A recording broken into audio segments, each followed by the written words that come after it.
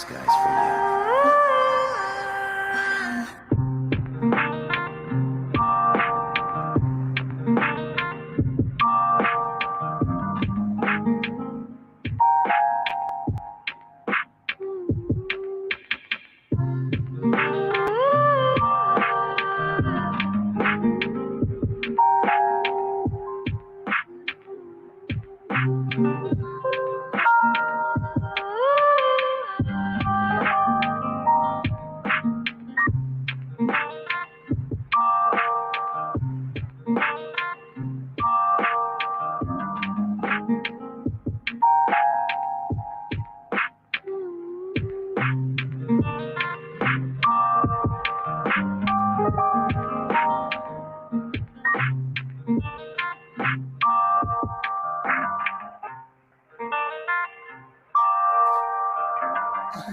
You're one of them. I love you, swordsman. You are in the middle of something. Pardon me.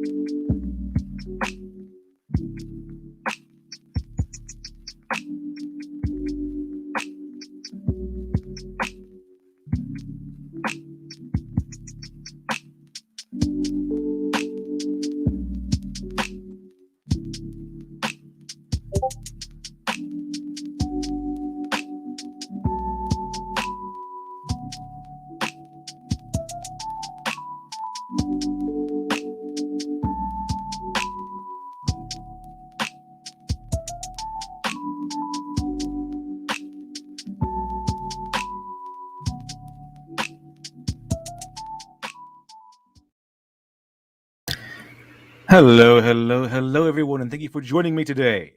Thank you very much for joining me today on this nice little morning stream. Today, I have a guest, and we're going to try. And as I said before, this is the second stream I've had using StreamYards. So this time, we're going to try it with a guest.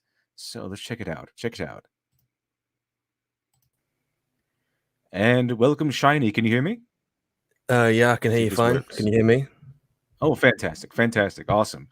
All right. Hello, everyone. This is a friend of mine, Shiny. We often we do a stream together a lot more often than not. I think it happens quite often on Smudboy's channel. Smudboy. Right on Smudboy's channel. Also had the interview that we did about objectivity in film. You have your own channel, and I actually did an interview with Shiny about objectivity in film, which is the bane of the existence of everyone who loves The Last Jedi. Just those people, though. Just the people who love The Last Jedi. Those are the only people who just they crumble. They melt like snails underneath a pallet of salt at the mention, at the very mention of objective criticism of movies, because they can't handle it because they love The Last Jedi, and The Last Jedi is objectively Well, terrible. in a strange way, it's not just the people who don't like The Last Jedi. I've often found that people who are proponents of the idea of modern art quite often tout the idea that, beauty is only in the eye of the beholder. Art only has the value that we give to it. There's no kind of quality beyond that. Yeah, it's kind of strange. That's kind of the bane of my existence. That the idea that there's no kind of quality in art.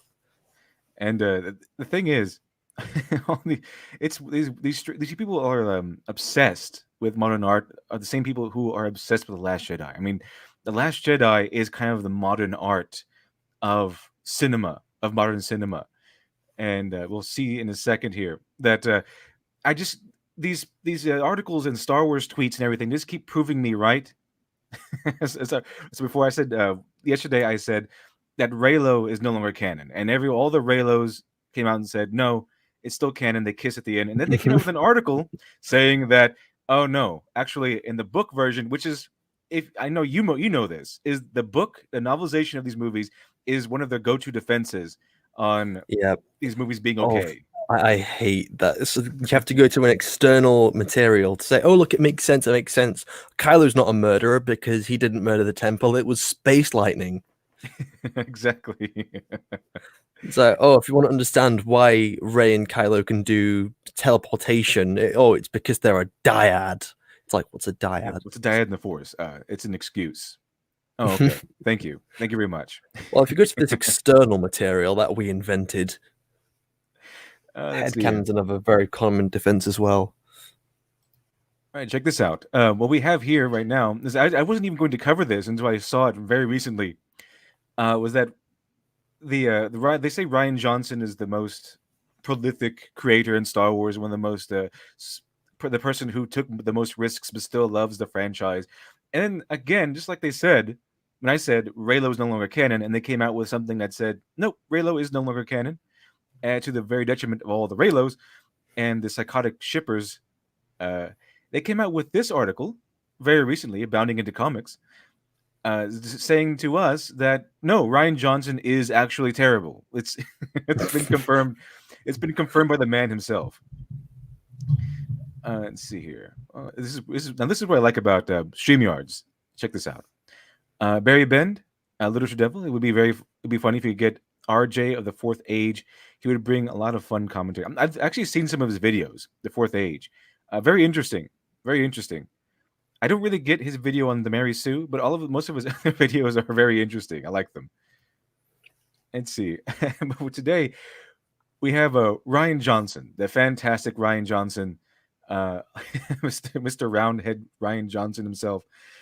It says here, the Star Wars The Last Jedi director Rian Johnson admits he didn't care about Star Wars canon and history. Well, what a trooper! What a fantastic person! I want to keep. This is the guy I want to put. I want to put Star Wars in this guy's hands. Someone who hates the franchise. Someone who admittedly does not care about it. Being completely honest, I don't think J.J. Abrams cares about canon either. Oh, probably not. But Rian Johnson, multiple times he's proven it. At least J.J. Abrams tried in The Rise of Skywalker with that. I think in The Rise of Skywalker, it was more just everyone rapidly trying to repair the holes that Rian shot into their own boat. Yeah, mainly done by Rian Johnson. Rian Johnson killed Star Wars with The Last Jedi. He absolutely slit its throat, and J.J. Abrams was trying to patch it back up. Imagine the sequel trilogy is like an old pirate ship, and Rian's just kind of aimed the cannon down at the deck and fired, and now they're trying to patch up the billion holes he's just made. But it's already sunk. It's already dead. Exactly. Let's see here. Yeah, Lord Pyron reads the article titled "No kidding. What gave the show media that idea? No wonder Disney hired him." I mean, I'm pretty sure Disney is specifically trying to destroy Star Wars, because they're just, or they don't care about it because they're just trying to wring out all the money. Because Star Wars fans are probably the most loyal fans in the history of anything. Because it's been what 30 years since a decent movie or an okay movie came out. The prequels are fine, they're terrible to fine, but the sequels are Everything's far on worse. terrible. But the only good stuff, movie wise, the only really good stuff movie wise have been the originals, and it's been 30 years. But apparently, those movies were so fantastic that it garnered such a loyalty from the following that they could withstand six, well, three bad movies and three criminally awful movies, and they still keep going, still have hope that in the future there will be something actually worth watching. I think the reason why I don't think Disney's actively trying to destroy Star Wars. I think they can do whatever they want of it, and people will still pay to see the movies. They think it's some kind of invincible cow they can just milk forever. It kind of was until Ryan Johnson came along and shot the cow, killed the goose that laid the golden eggs. Way to go, Ryan Johnson! Trying to Like be, Ryan just goes up to it. It's like, you didn't expect this. Kablam! yeah, he subverted my expectations by killing Star Wars, something that's almost impossible to do. That's what he did. Well, I didn't would see say that coming. JJ already damaged with The Force Awakens, because I hold The Force Awakens is quite terrible. It Yeah, The doesn't Force Awakens break was the canon, foundation. but it was already the start of what would sink the ship eventually. Yeah, but The Force Awakens was like the foundational movie of the sequels, and I don't think it would have been nearly as bad. Last Jedi would have been nearly as bad if the foundation hadn't been basically a A lot swamp that you built stronger. your castle on. So you built your castle in the swamp. It's going to fall over either way. It's just Ryan Johnson made his castle out of Built a castle out of terrible mud stuff. Yeah, castle out of on mud. a on And a it just swamp. slumped over. And we were expecting Ryan Johnson to make a castle out of stone, but he subverted our expectations by making the castle out of mud. Thank you, Ryan Johnson. You don't understand. That makes it good because you didn't expect it. You didn't expect it, therefore It it's good. subverted your expectation. How does this guy get work? I don't know. But here we He are. got Now, he made Knives Out after it. So who wants to hire him after that? I don't know. And he just put his political agendas in there, and well, this I kid's heard the there was like Nazi. This kid's the Nazi yeah, of I heard there was a Angela. Nazi kid Yeah, as Nazi well. kid. I'm not watching that film. And this article comes with a video, but I played videos before on YouTube, and I got struck down by them. So I'm not really going to actually go ahead and play the video. We'll just read the article and see what it says. Johnson was asked by the Hollywood Reporter's Natalie Heltzel, whenever you are writing, let's say you are creating your own universe, you said you didn't think about actors. You are starting something from scratch. How is that approach versus something where you have a pre-existing universe? If you are writing characters for Star Wars, you have this universe. You have characters that everybody knows. And then now you are doing something from scratch. No, do you find your approach is different for that? Johnson would respond, "No, not at all, because I don't really think in terms of universes or terms of creating worlds or whatever. It's not interesting to me."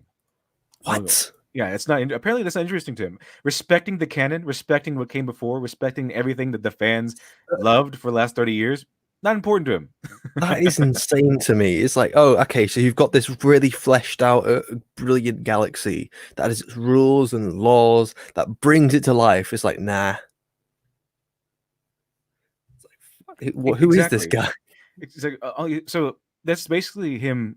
Well, again, because he's done this several times before, but it's him basically again spitting in the faces of the Star Wars fans, because now he's saying, Star Wars fans, I don't care about what you love.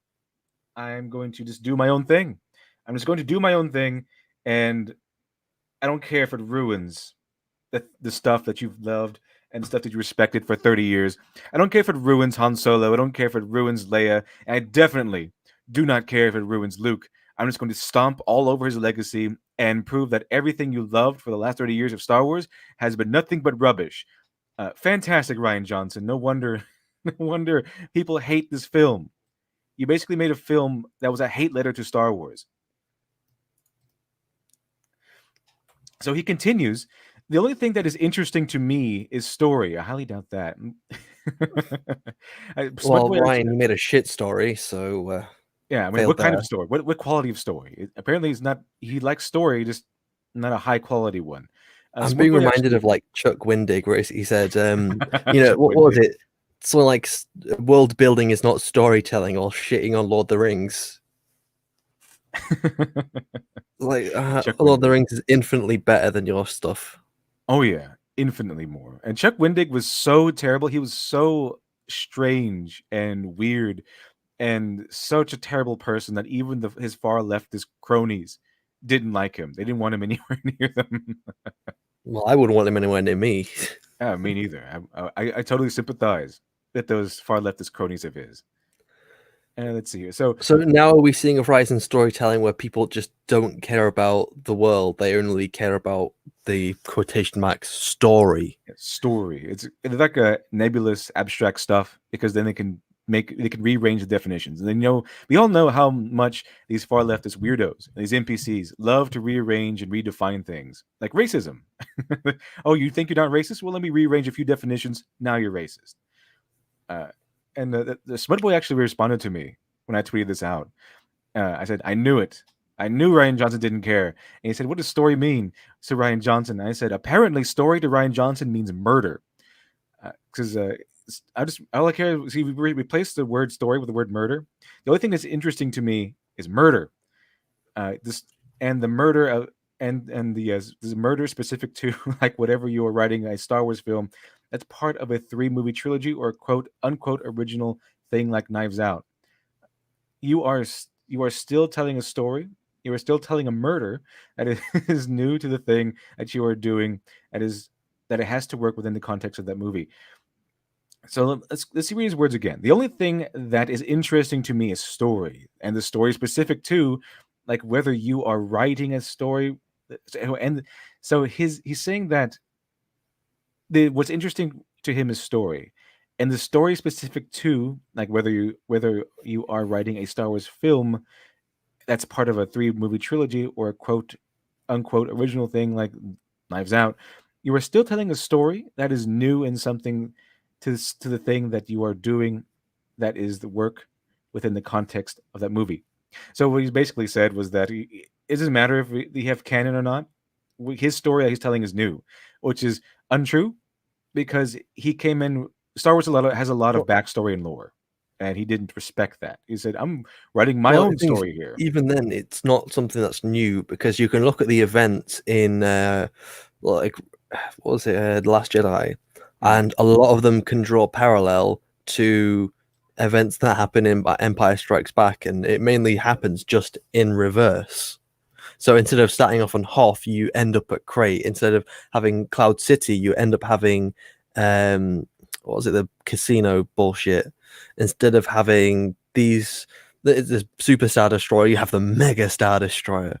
And instead of, they introduced the new AT-ATs, the whatever the fuck these guerrilla walkers are. Exactly. So it's not new. And I think I said this yesterday, but one of the things I've seen with people who love The Last Jedi is that they feel smart. It makes them feel smart that they can catch on to the very overt political messaging inside that movie. They say, okay, this is fine art because it says The something. themes. Yeah, the themes and that capitalism is bad, and that did you know, audience, that war is too bad, and they think that people who criticize the Last Jedi can't pick up on these, and that the people who criticize and dislike the Last Jedi are too stupid or too small brained to latch on to these very very overt themes.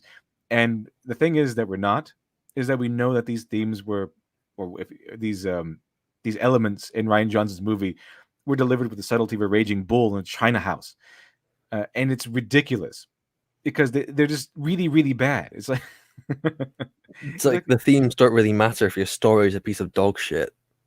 exactly because I mean Ryan Johnson could have had these things in the Last Jedi, and we could see because okay that it's sewn in there. But Ryan Johnson basically had an entire subplot that went nowhere just so he can turn to the camera and say, "Did you know capitalism is bad? Now give me the money so you can watch this movie." You could have explored things like war profiteering and the mutual grey area of it, and they dip their toe in just a little bit, and then say, "Oh well, they're selling the munitions to the good guys and the bad guys," but then it's just kind of all scraped away. It's just like it's all just capitalism bad. I think I'm almost certain. I don't know about.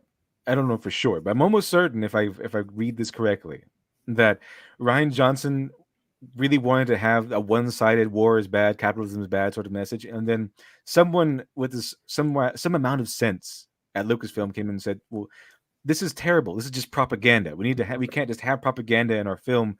We need to have at least not propaganda this overt.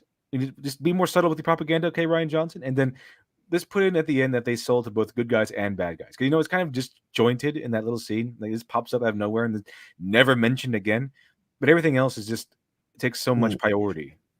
If you're gonna do some kind of political message, you need to have some kind of nuance to it. You can't just bat people over the head with it. Yeah, exactly. Star Trek wasn't always good at this, but when it was good at this, it was really good. Mm. Let's see here. But then I would say that even when it comes to Star Trek, the episodes that were trying to say something were more boring and forgettable than the ones which were like things like the Year of Hell didn't really have a political message, but it was one of the best parts of Voyager easily. Oh yeah, it's sad because the Year of Hell is basically what Voyager should have been the entire time, and then even that had a Voyager needs a reset lot of button. gray areas. Like people say, "Oh, Deep Space Nine is dark," and I would totally disagree. I'd say Deep Space Nine is it's full of gray areas which make it more believable. Yeah, And what Picard has done is they've gone completely dark and edgy instead of going the route of everything being gray. And I think Voyager should have gone the same route of it being elements of gray rather than just we're the good guys. The Prime Directive 20%, 120%, sorry, and then Janeway touting up to the Equinox like, "How dare you do things just to survive? You stop being human at that point." exactly. Like, who are you to talk, lady? You have sonic showers. You have nothing. You have basically just a roaming mansion in space. No one's starving. Your ship's completely intact. And then- Ransom even makes that point, and he's like, "Unacceptable." and then they had the Year of Hell, and then Voyager was so infamous for its reset button. Even the Year of Hell had a ridiculous reset button, but it still had a reset button. That show should have been so much better than it was. I think it was very stuck to the idea that every episode has to reset, which definitely took it back a lot. So, like, Seven of Nine would learn something about humanity, and then she would revert to the exact same character she was before the episode. Exactly. Let's see here. So Ryan Johnson added. So to me, the notion of what's the entire galaxy or world that you are creating or something. Oh, so to me, the notion of what's the entire galaxy or world that you are creating or something, I can't imagine getting excited about creating that. To me, what I'm excited about is creating a 2 hour long experience for an audience to have in the theater, and that means It how was they certainly engage. an experience. Yeah, it certainly was. And that means how they engage moment to moment with the story and the characters that are on screen. And that doesn't change in either one of those. Uh-huh. So this to me, this is another excuse. So did you know that your movie's bad? Well, to me, the focus is trying to get the audience, give the audience an experience from one moment to the next. So your movie was bad. Yeah, pretty much. It's just Not how can flowery you not get language. excited by creating a world? Like when I've been making, so recently I've been making a story for my college project, and I've had so many ideas of how I can flesh out the world, how spaceships are going to work, what the military is like, and all these little aspects to create this world in your imagination and put it to the screen. And Ryan's just like, "Oh, I don't care about the world." Like, he's not excited by building up the First Order and fleshing out the Resistance. It's like, nah, who does that? That's gay. Yeah, that's who wants explanations and three-dimensional movements and reasons for things. That's amateur hour. You need to tell people how capitalism is bad. By turning to the camera and saying, "Did you know capitalism is bad? Like, give me the money so you can watch this movie." Also, buy Do all you our know that animal merchandise. slavery is bad? Yes, animal Slavery is slavery is fine, bad. but animal slavery. Oh, That's the bad one. That's the bad one. And then the answer is okay. So we related 5 reasons. Okay, we don't need to read that. Oh, actually, we could read that later on, maybe for next time. 5 reasons that'd The be Last fine. Jedi was the worst Star Wars movie ever. I can think of more than 5. I can think of at least 5, and then at far more Maybe than off the that. top of my head, that watch the movie again, we'll come up with like 60,000 different ones. I think Smudboy did a series where he went through the entire film and found like what's like 60 problems a minute or something. I that doesn't surprise me. As Hex Harper, a moment-to-moment experience from screaming at the screen, debating, walking out, cursing Ryan Johnson to watch all you love die before your eyes. Yes, that's if that's what he was going for, that's essentially what he got. That was my feeling watching The Last Jedi. This is a But you weren't terrible. expecting it, were you? I think The Last Jedi might be the only movie I legitimately hate. This it's has the sole crown of the one movie I legitimately dislike or legitimately hate because I don't see any value in it at all, except for maybe the special effects. But that wasn't Ryan Johnson.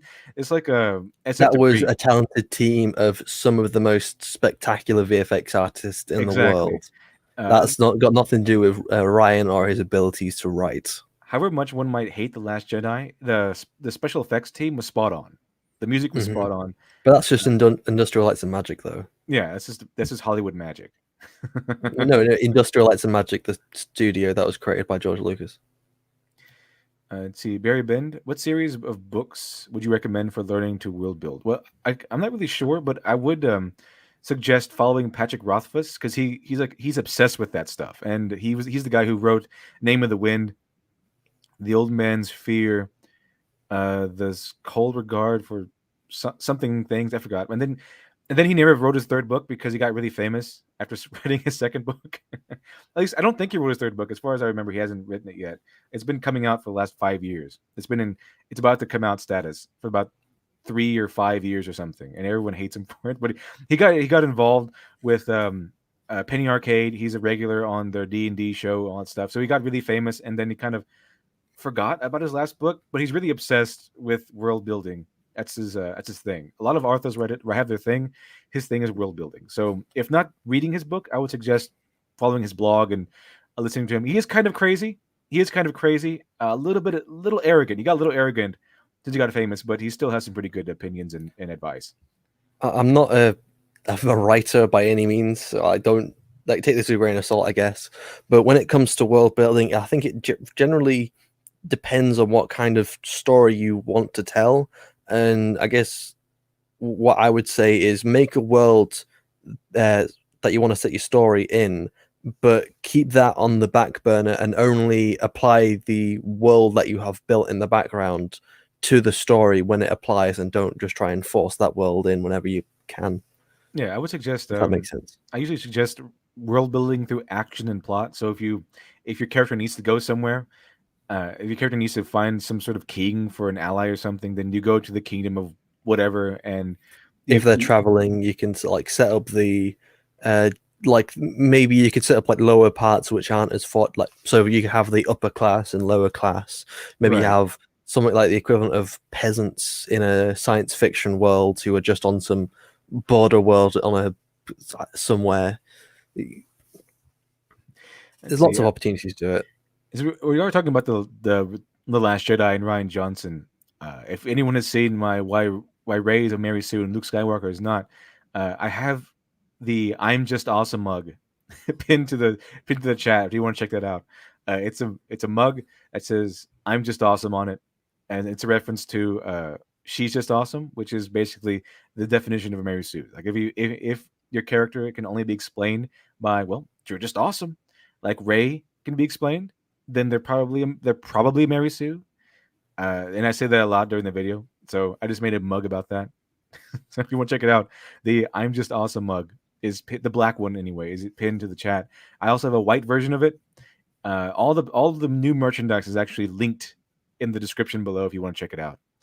You have a lot of merchandise.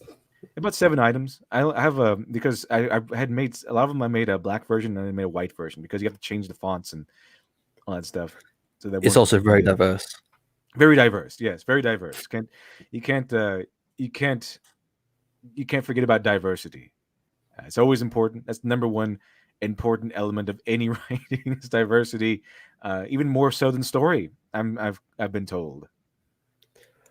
By the way, is there any way I can put my profile pic on this? Because I I'm kind Yeah, of don't there like was the little there like was generic icon. when you enter it, there's an option to change the profile pic.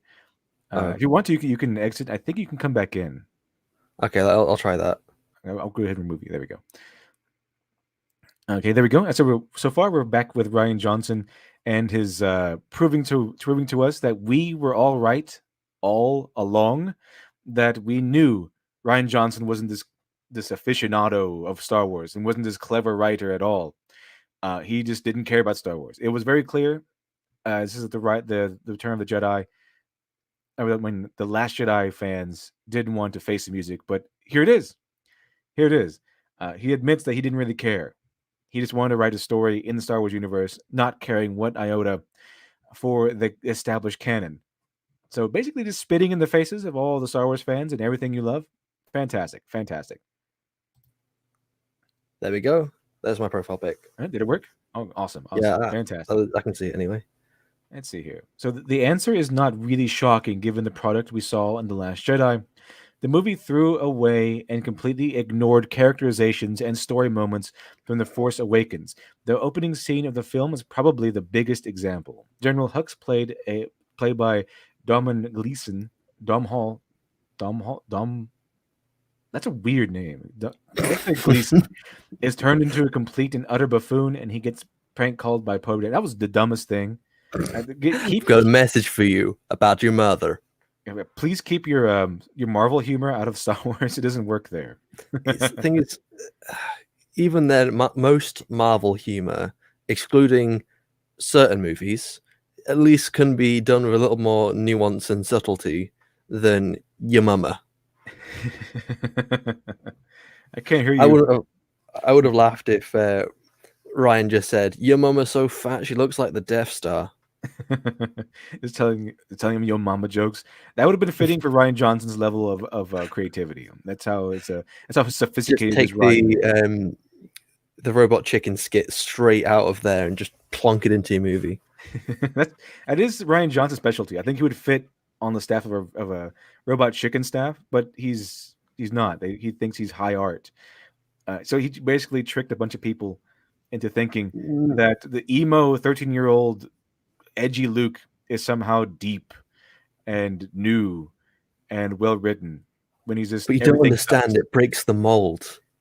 You weren't expecting it. In 30 years, people change. It would have been unrealistic if he didn't change. Oh yeah, because the previous mold was that all the characters were fleshed out and well written, and Ryan Johnson broke the mold by making him a two-dimensional emo 13-year-old whining and crying about everything sucks in his room. Thank you, Ryan Johnson. Appreciate it. Another quality of the movie, which has been touted by people who love it, basically, well, it doesn't care what the fans think. That's a bad idea. The fans are the people who give you the money to. But thing is, I would say it's the opposite, because the movie actively thinks about the meta, so we don't care about the movie itself. And Rey, by the end of The Force Awakens, doesn't care about her parentage, but the audience was still stuck at the parentage because they wanted some kind of explanation of why she's so powerful. Yeah, they made a focus. And then Ryan kind of came along and said, "How are you expecting this? Well, I give you this. Oh, you were expecting Snoke to be the bad guy. Well, I'll give you this because you're expecting some kind of backstory. It's you were expecting Kylo Ren to turn good. Well, he's evil." I think they did actually care about what the fans thought.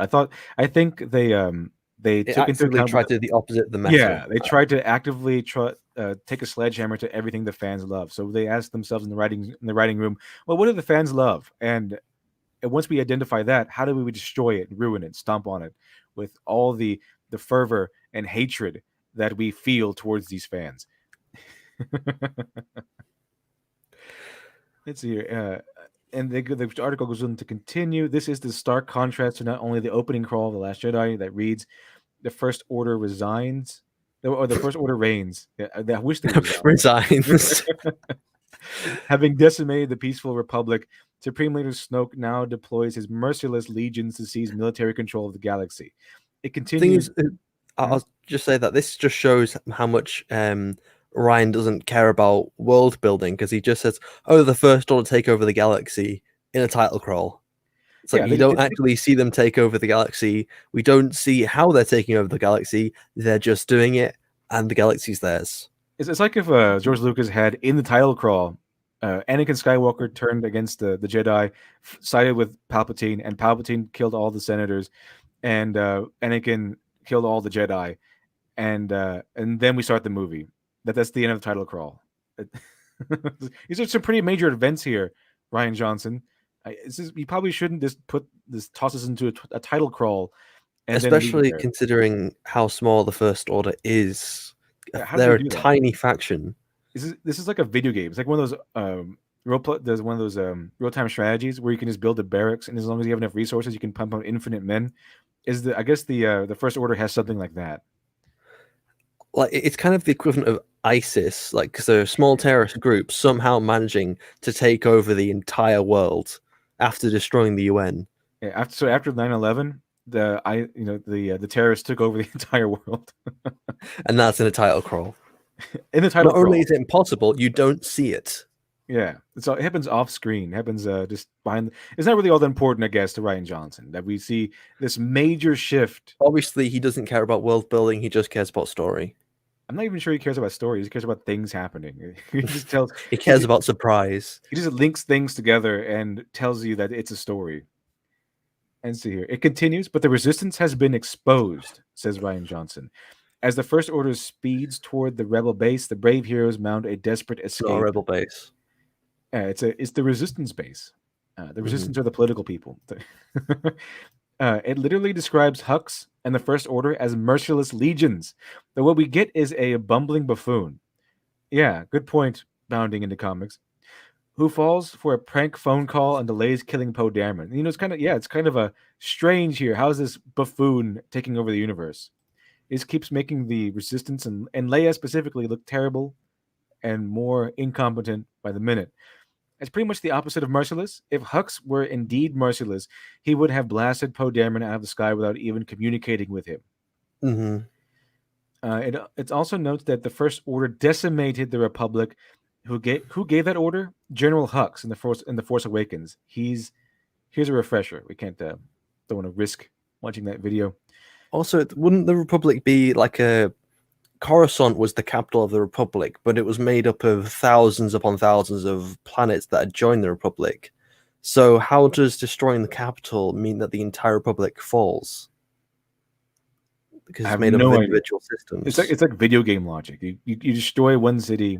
And that's insulting to video games, because at least video games can a lot of the time can at least sometimes make a well-rounded story. You get the victory condition. Destroy the capital, you get the entire continent or something. This is the guy Ryan Johnson had on the receiving end of a prank phone call from Poe Dameron in The Last Jedi. These 3 moments prove that Johnson believes that what he's preaching, and apparently so did Kathleen Kennedy, and that and the head honchos at Lucasfilm. It's why the script, the prank phone call scene, and The Last Jedi were approved. Hopefully, wow, they're approved because they know that they all agree that good writing is actually bad writing.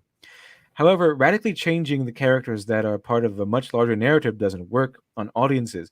It doesn't work with Hux, and it most certainly doesn't work on Luke Skywalker, who is probably an even bigger example when it comes altering characters to fit a singular narrative, despite 3 previous films defining who he is as a character in the minds of audiences.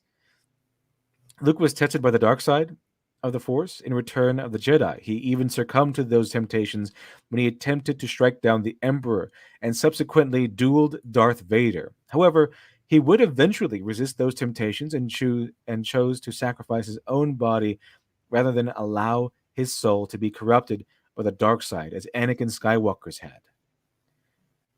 It goes on to here. The choice ultimately awakened Vader to his wrongdoing and his what they're basically saying, what I've said in my last video, is that Ryan Johnson didn't take. He kind of just forgot all of this happened and just made his own Luke Skywalker. What is he called now? What do people call him? Jake Skywalker. Jake, yeah. Jake. He That's made Jake Skywalker. after Mark Hamill said it's not Luke Skywalker anymore; it's Jake Skywalker. Yeah, Mark Hamill's spot on there. It's not Luke Skywalker anymore. Basically, that's what the rest of the article seems to be saying.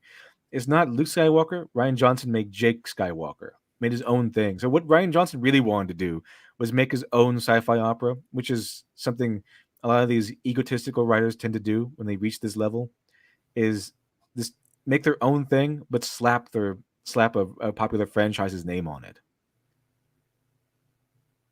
Let's see. So, yeah, in order to explain why Luke has done this, he shows Luke attempting to murder his nephew, something that would have been previously unimaginable given Luke Skywalker we knew from the Return of the Jedi. Exactly.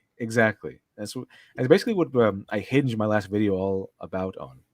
The Luke Skywalker who threw down his lightsaber and sacrificed his own life in an attempt to redeem his father. Even you could accept that Luke Skywalker attempted to murder his nephew. I don't. Even if you could accept that, I don't. How can you accept the fact that Luke Skywalker decided to hide himself away in shame? If he came to the realization that Ben was falling to the dark side, would he not have gone to the same lengths he went to redeem Darth Vader? Hardly not. Not in Ryan Johnson's world. Everything sucks, and that Luke Skywalker's You don't understand. He just got old. It's been 30 years. Yeah, he had to change by getting worse, by going backwards as a character. Fantastic, Ryan Johnson. You really know how to write things, Ryan Johnson. He's call you Writing Johnson. This is the major problem with Ryan Johnson's last. Oh, this is one of the major problems. I'll correct you there. One of the major problems. There are several in The Last Jedi, which he is now finally admitting. He didn't care about the legacy of Star Wars. It was all about the single movie, the 2-hour-long experience for an audience to have in the theater. That's not how movie series work. That's not how a trilogy works. It's ultimately why the Disney Star Wars films are an utter disaster story and character-wise. Utter disaster story and character-wise. What do you make of Ryan Johnson's latest comments? Do you think he's finally being truthful about Star Wars? I think, as terrible as it was, he's being truthful here that he didn't care. So we knew he didn't care. At least now he's admitting he didn't care. Thank you, Bounding into Comics. They are on our side. This is the side that can see how terrible the movie is. It's because it's also looking at all the little links that go in between some of the some parts of this article. They seem to be very adamant against the new Star Wars. Oh yeah, most Star Wars fans are. Well, there's a certain section of Star Wars fans which hold on to the idea that any Star Wars movie is great. Like Eric Butts, I don't know if he still likes it, but the face of he consumer. would accept anything. The face of the consumer is that Butts guy, where he cries at these trailers that introduce terrible movies. It's like Ray breathes a little bit, like a, and he goes, "Oh my god, it's Ray!" It's just, how does that get you really excited? Breathing can be suspenseful, but now they've already used it in 2 of the trailers. Once for John Boyega when he was in The Force Awakens, and then for Rise of Skywalker, they had Daisy Ridley breathing, going. That's a good point. Hey, chat. I'm going to ask the chat this: Would you anyone in the chat like a shirt where I just in the style of Patrick Willems that says Star Wars is a movie about space wizards intended for children? Would anyone in the chat like a shirt that says John Boyega or Finn should have been the main character? Finn should have been the main. I would say trying to say now, Ben Solo should have been the main character of this entire trilogy. Like that. What's your favorite character who should have been the main character? Chat. Just let me know in the chat, and let me know if you want that shirt at all. I'll see if I can get it made. What's sad is that we're never going to get another sequel trilogy. As in, we're never going to be able to get Mark Hamill and Carrie Fisher and I'm trying to remember who. I'm a horrible fan. I've forgotten the name of Han Solo. Harrison Ford. Harrison Ford. We're never going to get all of them together again. Yeah, they came back to Star Wars just to ruin the characters they spent 30 years pumping up. Like you had an opportunity and you shat all over it. I'm getting a lot of yeses in the chat. Some yeses in the chat saying yes. Finn should have been the main character. No, no Babu Frick. Get out of here. Get out of here with that Babu Frick. Babu Frick should have died. And if at most he should have died. No, this Babu Frick nonsense. But I don't even find him to be cute, but why are people obsessing over him? All he goes is hey all the like time. A 2 seconds in the movie or something. BB-8 No, should have been the main character. I think he has like 4 seconds focus, and all of it is doing his little annoying little catchphrase. That was what I wanted to cover before. Well, this is actually an article I wasn't planning to cover until I saw it recently. So let's go ahead and get into what I was actually going to cover, which is the comic book industry and how terrible it's falling. Okay, so you have a good point there. Semantic Dragon, Babu Frick is better than Ray. At least Babu Frick is a character. I'll take that. At least he's somewhat likable. I'll accept that. Yeah, Babu Frick is. I'll take Babu Frick over Ray. Hex Harper, Rose Tico should have been the main character. No. Yeah, I can't even say that with a straight face. He's joking. Yeah. Thank God. Rose Tico. Babu Frick. That was the only entertaining part of TRS. Let's see here.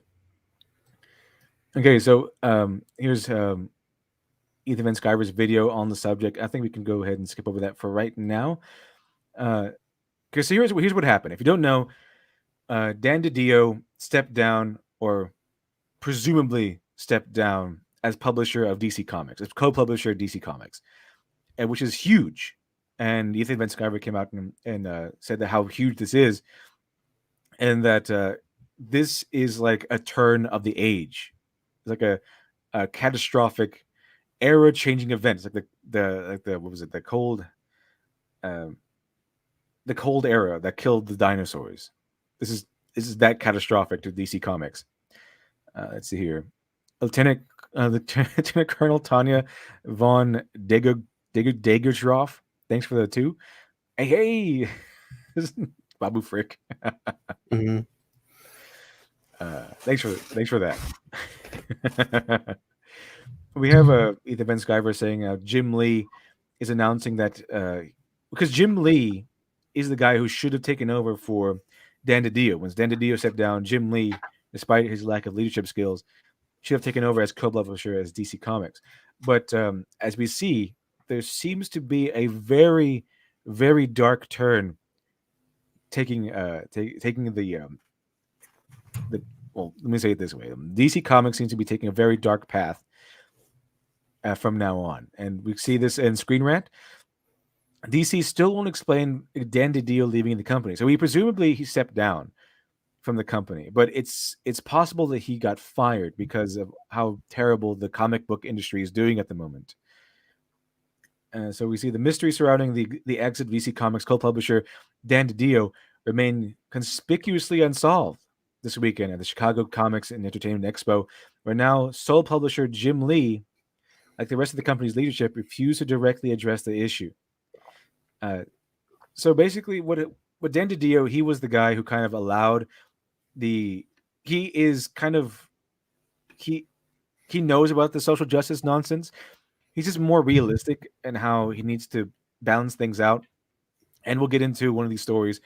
I can't find the exact clip that Ethan Van Sciver told, but it's one of the biggest stories involving this, how he balances things in his own house, is concerns the writer Gail Simone and how awful she is, and how she basically just blackmailed DC Comics into making her essentially unfireable. But basically, is what this what this article is telling us, that Dan DiDio, he is no longer part of DC Comics. He's departing DC Comics. We have no idea why. It's presumed that he's stepping down voluntarily, but as we take a look at the comic book industry, it's more likely that he didn't, and that he got fired because he was the faucet that allowed social justice in, but he kind of he wasn't a fanatic. Jim Lee then came out and says Jim Lee signals DC won't replace Dan DiDio. Addresses major DC reboot rumors. So reboot, I think DC reboot is 5G. And what that means is that they are essentially going to do what Marvel is doing. They're going to take all of their established heroes, Batman, Superman, and everything, and they're going to make them woke. They're going to make, I think they have an old black Batman coming in. They're going to make everyone like a trans and people of color and It all wasn't this bad stuff. enough Batgirls just started beating up random rednecks. Exactly. So essentially, what seems to be is that DC Comics looked at the spiraling death spiral of Marvel Comics and how their woke line is plummeting into non-existence, and says, "Hey, we should do that. That looks like a good idea. Let's go woke." And DC has already been going woke a little bit, but they didn't make this huge plunge into wokeness until this 5G reboot hit. So Jim Lee signals DC won't replace Dan DiDio, addresses major DC reboot rumors. And why this is important is because there is a dark rumor on the horizon for DC Comics. But let's look at this real quick.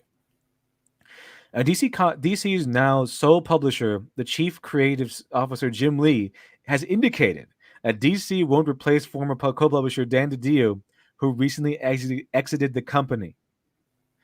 Speaking at his personal spotlight panel during C2E2 2020, Lee told the audience, "There's continually new things going on, and I look at being sole publisher now and the team I'm working with much more in trenches now than ever before." So has He, he gained more power then? yeah, he's supposed to be the sole publisher, but they don't seem to be looking for a replacement for Dan DiDio. He might be the only guy standing. So I'm not really sure of Jim Lee's quote unquote politics. I don't, because it doesn't really matter whether he's left or right.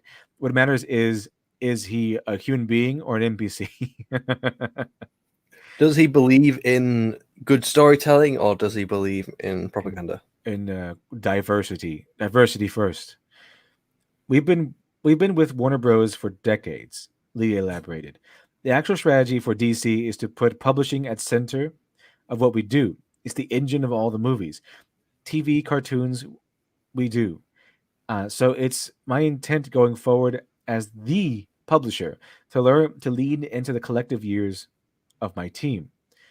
Lee also seemingly but vaguely addresses rumors about Marvel acquiring DC Publishing, and we'll get into that in a second, which have been made their way into some internet rumors circles of late, shooting down any chance of this. To address some of the stuff that is out there, these rumors, speculation, they explain. I wouldn't put any credence into it. DC has been around for 85 years and will be around for another 85 years. I hope to be doing the panel and be doing this panel in 85 years. I don't think so. Lee also spoke about the chances DC's impending 5G initiative could constitute yet another reboot, saying that it's not in the cards. Another reboot. So see, that's 5G right there. Impending 5G initiative would constitute yet another reboot, saying that's not in the cards. So maybe things have changed. Maybe they're going to change something else. It's hard to talk about these things. We have it announced. Intention not to do a line-wide reboot. Lee clarified, our focus in talking to editorial team is to continue what we've done best: character-driven stories, pairing right creators on right characters, and developing characters that are inclusive and diverse. There we go. There's a death knell. So Jim Lee, if 5e goes on, then the rumors are true.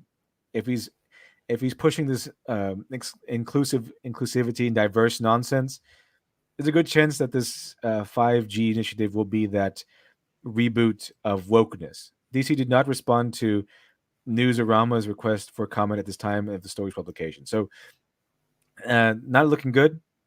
Not looking good for DC. And yeah, there's a Marvel has been rumored to take over DC Comics because of how badly it's failing. Because the AT&T took over DC Comics, presumably fired Dan DiDio, and might actually shut down the publishing wing of DC Comics. And there's a good chance, or being a rumor out there, that should 5G fail, which it will if it's diverse and woke and stuff, then there's a good chance that was a possibility that Marvel might actually take over the publishing wing of DC Comics. They got that Disney backing going on there. But given that, well, this is just an intro to where I really wanted to cover the real crux of the stream. It's Gail Simone. If anyone doesn't know who Gail Simone is, she's a terrible writer who worked for Marvel, who worked for DC, and helped drive all of these into the ground. You probably know her from Birds of Prey, where the failure of the Birds of Prey movie sent her into this tirade, and she went into total meltdown mode for a few days because no one wanted to go see your woke nonsense Birds of Prey movie. I just want to point out, she said that this movie is not for you, and then she cried that people didn't go watch her movie. Yeah, and even then, apparently the majority members of the audience of the movie were male, so it failed because women didn't go see it. Who would know that women actually didn't want to go see this nonsense emancipation movie? They wanted to go see movies with Momoa in it, being Aquaman. They want the guy from Twilight playing Batman. That's what they want to go see. Women want to go see handsome men, masculine men. It's like men want to go see feminine, beautiful women in movies. It's not rocket science. It is rocket science, however, to the weirdo NPC crowd. They can't really comprehend heterosexuality. And this whole there's nothing wrong with a character's race or gender. The problem is when that's the sole aspect of that character, and like it'll be defended as it's so people of a certain race or gender have some or sexual identity have someone to look up to. But do people really look up to fictional characters in that way? I certainly never did. I've always enjoyed Harley Quinn. I mean, Harley Quinn is a villain. You shouldn't look up to Harley Quinn. She's fucking batshit crazy. It's like saying you should look up to the Joker as a role model. Isn't really? I wouldn't suggest it. Unless you're already crazy. This is an R-rated film, so children shouldn't be looking up to Harley Quinn or anyone in that film anyway. But here's the good part about Dan DiDio leaving, because Dan DiDio was basically the safety net for Gail Simone. He kept all these SJWs in line. He bent the knee to the SJWs. He wasn't part of their fanatical cult, but he readily bent the knee to them at a moment's notice, and he continued to do so until he left. I don't know about Jim Lee and how he's going to handle things, but Dan DiDio's leaving DC Comics kind of coincided with Birds of Prey failing in the box office and being beaten by a video game movie. And why were people so adamant on creating some kind of thing against the two? Because as far as I can tell, a video game movie and a comic book movie have literally nothing to do with each other. But yet, before the movie even came out, you had people saying, "Oh, it's a homophobic film. I took my kids to go watch, Birds of Prey." Yeah, the R-rated film. The R-rated movie. One, it's an R-rated film. You can't take your kids to watch that. Two, the film didn't even come out at the time that these were coming out. Yeah, they hadn't even come out yet, unless they were in there for a pre-screening, which I highly doubt. Then they were absolutely lying because it hadn't even been released yet. They were saying that they went to go see it in theaters. Tell me another one. I'm not buying that story. Put it back on the shelf. But here's the thing about Dan DiDio. Like I said, he bent the knee to the SJWs, and Gail Simone is a prototype SJW. She is the probably the first one who managed to not only be SJW, but use the tactics to keep her job, to bully a company into bending to her will. So here's the thing: what happened with Gail Simone, and this gets good. It gets really good at the end, chat. It gets really good at the end. You're gonna like this, because Gail Simone gets her comeuppance, and you can help too, chat. You can help too. I will show you how if you wanted to take the fight against the SJWs like Gail Simone, you can too, because it's fantastic. It's fantastic stuff. But what happened was that there was a new editor assigned to DC Comics many years ago, because Gail Simone is old, and Gail Gail Simone was writing Batgirl, and she was doing what SJWs do. She made it political. She made it propagandaist. But DC was not woke at that time, and this is all according to Ethan Van Sciver because he was working for DC Comics too at the time. And he saw this whole thing go down live, and what had basically happened was that this new editor came in and saw that Gail Simone's Batgirl was was um, was very anti-man. It was very noticeably anti-man. It was girl power and all men are evil sort of take on it because Gail Simone's a crazy cat lady, and it was so anti-man in fact that the editor said, "Hey, Gail Simone, can we talk about this? This is too anti-man. This is strange. You need to change this. We need to focus more on story and character." Okay, and so he sent her email. She never responded. She never responded to this editor. She basically gave him the cold shoulder. And so he kept contacting her and saying, "Hey, Gail Simone, can we meet? Can we talk? We need to change this. We can't have you putting this anti-male propaganda nonsense into Batgirl." And she never responded. And then the editor said, "Okay, Gail Simone, if you do not respond to me, you will be taken off Batgirl and you will no longer be needing your services." So she never responded. And so they fired her. They fired her off of Batgirl. So then that's when Gail Simone went to action, and she went to Twitter, as they do, and she got her mass amount of rabid, psychotic followers to bully DC and her editor constantly, saying that I was fired because I was a woman. I'm being discriminated against. They won't let me write cool female characters. Thanks DC Comics. That's real cool. The whole That tirade, is dummy as shit. the whole list of things that we are intimately familiar with by now. And so this went on and on and on, nonstop berating, nonstop social media outrage, until Dan DiDio stepped in and said, "Okay, you're going to have to go back to her and just bend the knee. You're just going to go back to her and put it back on the comic."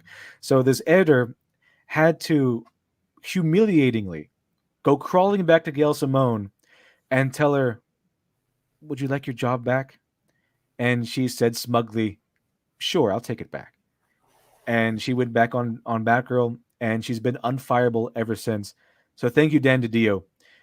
Thank you for that. You essentially killed Marvel. You essentially killed DC Comics. Is Years she and also years- responsible for the horrible Batgirl costume? Probably, Like probably. She also I- did. She did a bunch. I of really stuff. like the Batgirl costume following what Batman's was, but then you end up with this really weird padded stuff. It's like, what? Why is this that? Oh, and Like, let's see. it looks like, doesn't even look like it'll protect you from anything. Like, you see some of Batman's armor that's like really cool and like metallically plated, and then you get in the Arkham game, your Batgirl has a similar outfit, looks fucking badass, and then you have this little weird outfit in the comics that just looks horrible, and it's even leaking into some of the animated films. Like it was in Batman Hush, and it Oh, was yeah. in the Batman versus Ninja Turtles movie as well. Get this fucking costume out of here! It's a piece of shit. She might have been. She's an absolute feminist. She's the worst kind of SJW you can ever encounter.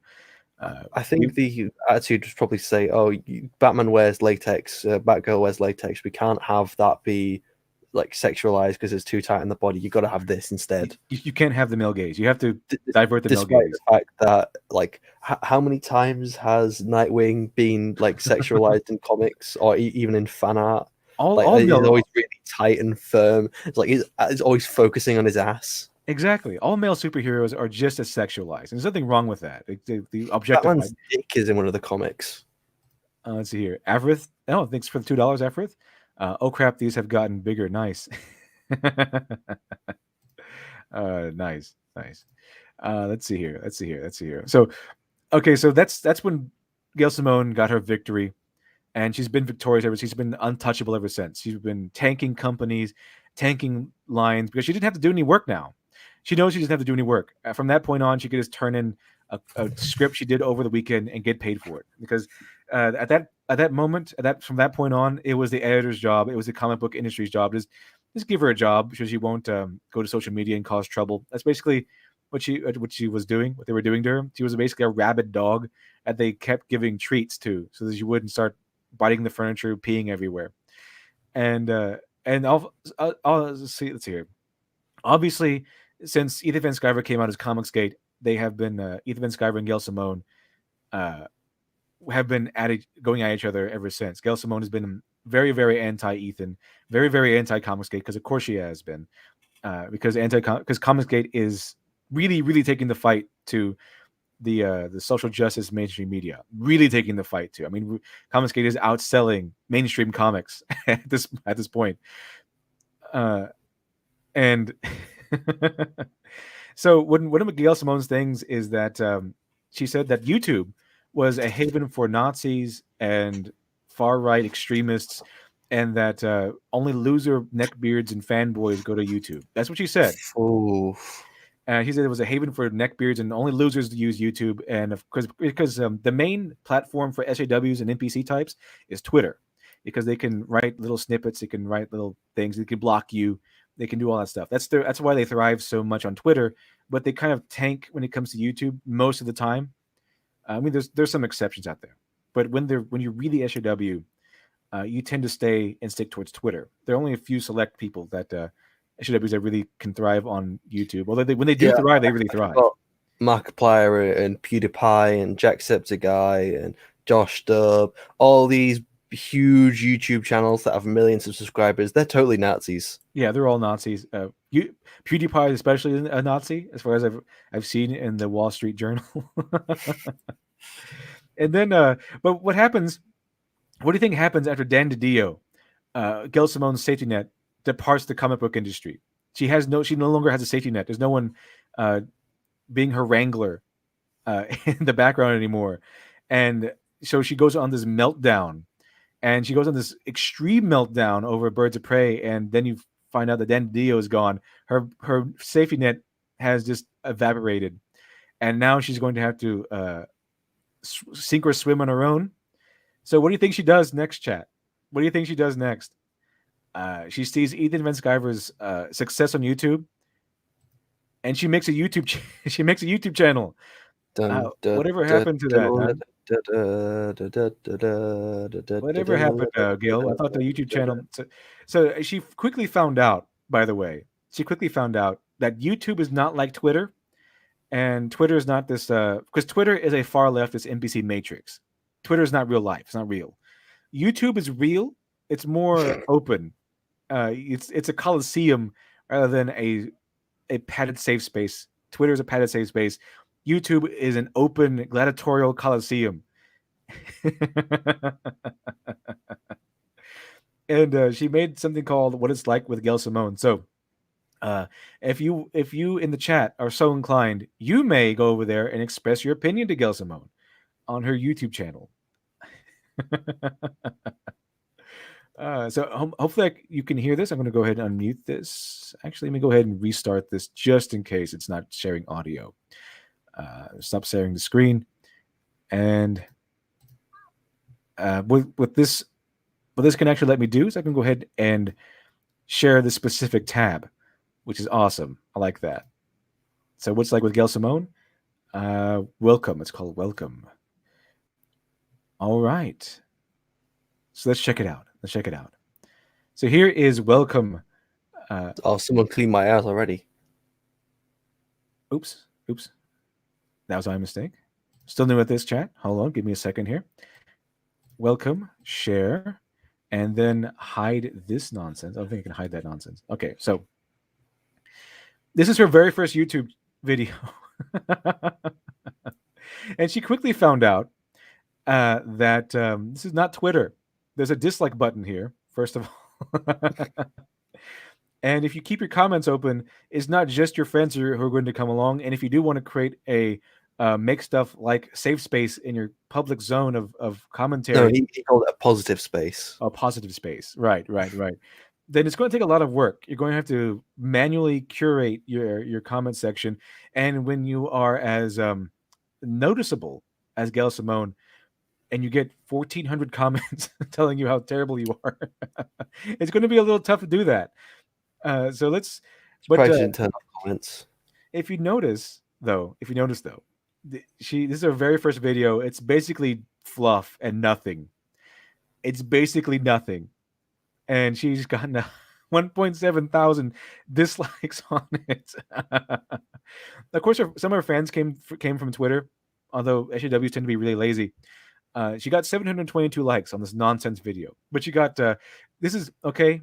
You have to realize, Gail Simone, YouTube is Comicsgate's territory. We've claimed it. Okay, this is our place. This is our house. Okay, you're going to have to be really tough to survive as an anti-Comicsgater in our house. Okay, Zars, we claimed it. We're all over this I wouldn't place. say it's claimed. I'll just say you have an established fan base within the YouTube. No, it's ours. It's ours. We claim. It's yours. You own it. You own YouTube. The Like, flag. you went to youtube.com and like I say, hey, look here, Google, here's some money. It's ours now. Yeah, we did that. The way we've been banking, it's the way some of these projects have been banking. They could probably do that. Not mine. I'm on the lower end, according to some of these big blockbuster Comicsgate projects. But even me, who is an absolute nobody, who has a nameless nobody, even I succeeded, thanks to everyone who supported me. So we're doing nobody with like 100,000 subscribers. Yeah, pretty much. Still nobody. Hello, Mr. Nobody.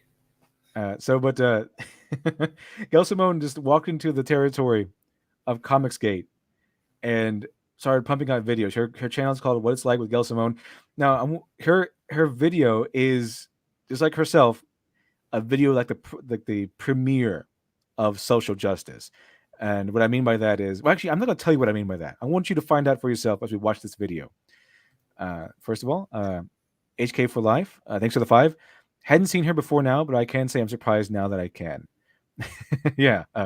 She doesn't really put up a picture of herself. It's probably because I think she's almost 60 years old or something like that. That's what Ethan Skyver said. I'm not really sure, but she's, your boy Zach describes her style of humor as fat auntie humor, which is basically just your aunt's humor, which she says jokes that she thinks are funny, which aren't actually funny in the least. And people pretend to be funny. Yeah, they just laugh out of politeness. That's basically Gail Simone's entire shtick.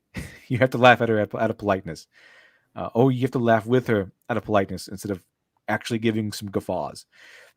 So let's go ahead and check out this video of hers, and I'll let you decide what I meant by it's a premiere SJW video. In style and context, anyway. That sounds really quiet. Let me see. We can pump it up. Her video is really quiet. Okay, it might just be coming through your mic. Let me see here. Okay, it sounds really distant. 1 second here. I know what happened. Okay, stop sharing that. StreamYard is kind of iffy about when you share audio. You have to specifically say that you want to share audio. So there we go. There you go. That's why I paused it real quick. Okay, so start over again, chat, and we'll get this done. Here we go. Hi, I'm Gail Simone, and you're watching What's It Like? Hi, I'm Gail, and welcome to the Boonies. Here's my story. Nice Comic Sans. Once upon a time, I used to be a hairdresser. Once upon a time, so you're kind of getting the hint here, kind of getting a little, a little bit of the sense of how this is going on. And what one is this day, video quality though? What? So you've got like black texts, you've got like random little cuts. It's like, come on, I've got like 70 subscribers and I put more like work and effort into my thing. If I'm gonna get like actual camera footage, or if I'm gonna put text on the screen, I'm gonna spend more than 5 seconds. I'm not just gonna use a camera phone. I'm gonna book out a DSLR. If I'm gonna do a text, I'm gonna at least do something interesting. Maybe I'll give it a background. Maybe I'll make it look a little bit more 3D. Just do something with it. Jesus Christ, have some respect for your work. She's been, as I said, she's been coasting on doing nothing for years and years and years because she's been basically unfireable. So now she actually has to put in effort because she has to build herself up again. No one's going to give her stuff on YouTube. She has to earn it. She found that out quite quickly. my life took a very weird turn. I bet it And I did. got to fulfill my lifelong dream of becoming a writer. Since then, I've written hundreds of comics for characters like Deadpool, Batgirl, Wonder Woman, The Birds of Prey, The Simpsons, Conan, Red Sonja, Lara Croft, and lots more. How I've also incredibly written some sexist. animation from Batman to My Little Pony. Mm. Right now, I'm working on some projects in Hollywood, but I'll never stop writing comics because that's my first love. Yes, I'm a nerd, an unapologetic, geeky geek nerd. Yes, chat. She's one of those people. She sounds so unenthusiastic about it. I Exactly. am a nerd. Like, You're so I catching am a on. nerd. Like I could talk about Star Wars for hours, or I could talk about all the DC animated shows that I absolutely love, or all these other things that I'm really passionate about. It's like, no, I am a nerd, just like really plain, not excited whatsoever, unemotional, just not caring. Like, that's exactly the point here. Because have you seen all these NPCs and all this stuff? They're all these most terrible people ever. They're all buy into this sexist nonsense and this objectifying whatever and all that stuff. And they have in their bio, along with the pronouns, of course, huge nerd or geek or something like that. And it's not true. These people always pretend to be fans of franchises so they can infiltrate and infect it with their disease. Gail Simone, like I said, she is the archetypical SJW. She is the proto SJW. So you're going to see all of this stuff here. She's like all the worst traits that you are familiarized with SJWs, all in one person. It's all in one convenient one-stop shop of a person. But I do have other interests as well. My whole family are avid Are these gamers. just I her met my comics? husband playing Not- D&D. Love you. What? So are these just her comics? As she said, you mentioned she did Birds of Prey, Deadpool, Yeah, and I think Batgirl, I and think those it's were the her only comics which she threw on the table. I think they're just her comics. Didn't actually like. So, oh look, I have a Batman comic here that I was a really big fan of. I was like, no, I'm not going to put that on there because Well, are you really surprised that she turned out not to be really a fan of comics, but really a fan of herself? I'm not surprised. Rocket Spouse. We love video games, board games, RPGs, and more. And we rescue retired greyhounds. And during the nicer weather, we kayak as much as we possibly can. I love to cook, to read, and I might actually post on Twitter way This too. editing as well. It's like, oh, you got a flash up of a dog, and then you've got black screens. It's like, black screens are horrible for a video, especially going on for like a prolonged amount of time. Exactly. I mean, this is like it's like she did this video for like a school project or something. I have legitimately seen people in my college who have made better videos than like their first time ever making video, and they managed to make a better one than this. I mean, that's what it looks like, though. I mean, it looks like she joined a college, and the professor said, "Okay, class, I need you to go home and make a video that introduces you, and then bring it back to class." And then she just made it into a YouTube channel. RL, thanks for the 5. Her first love was hair, not comics. Perhaps she dreamed of writing, and I hope one day she makes that dream a reality. No, she puts words down, but I wouldn't really call it writing. The only good thing I've read from Gail Simone is Secret Six, but I think that's despite Gail Simone and not because of her, because there was another writer on the project as far as I've seen, and it really lacked testosterone. It would have been way better if it had testosterone in it. It's really strange. It had a lot of violence, but no testosterone. It was a really strange feeling. I didn't even know that could happen, but it can.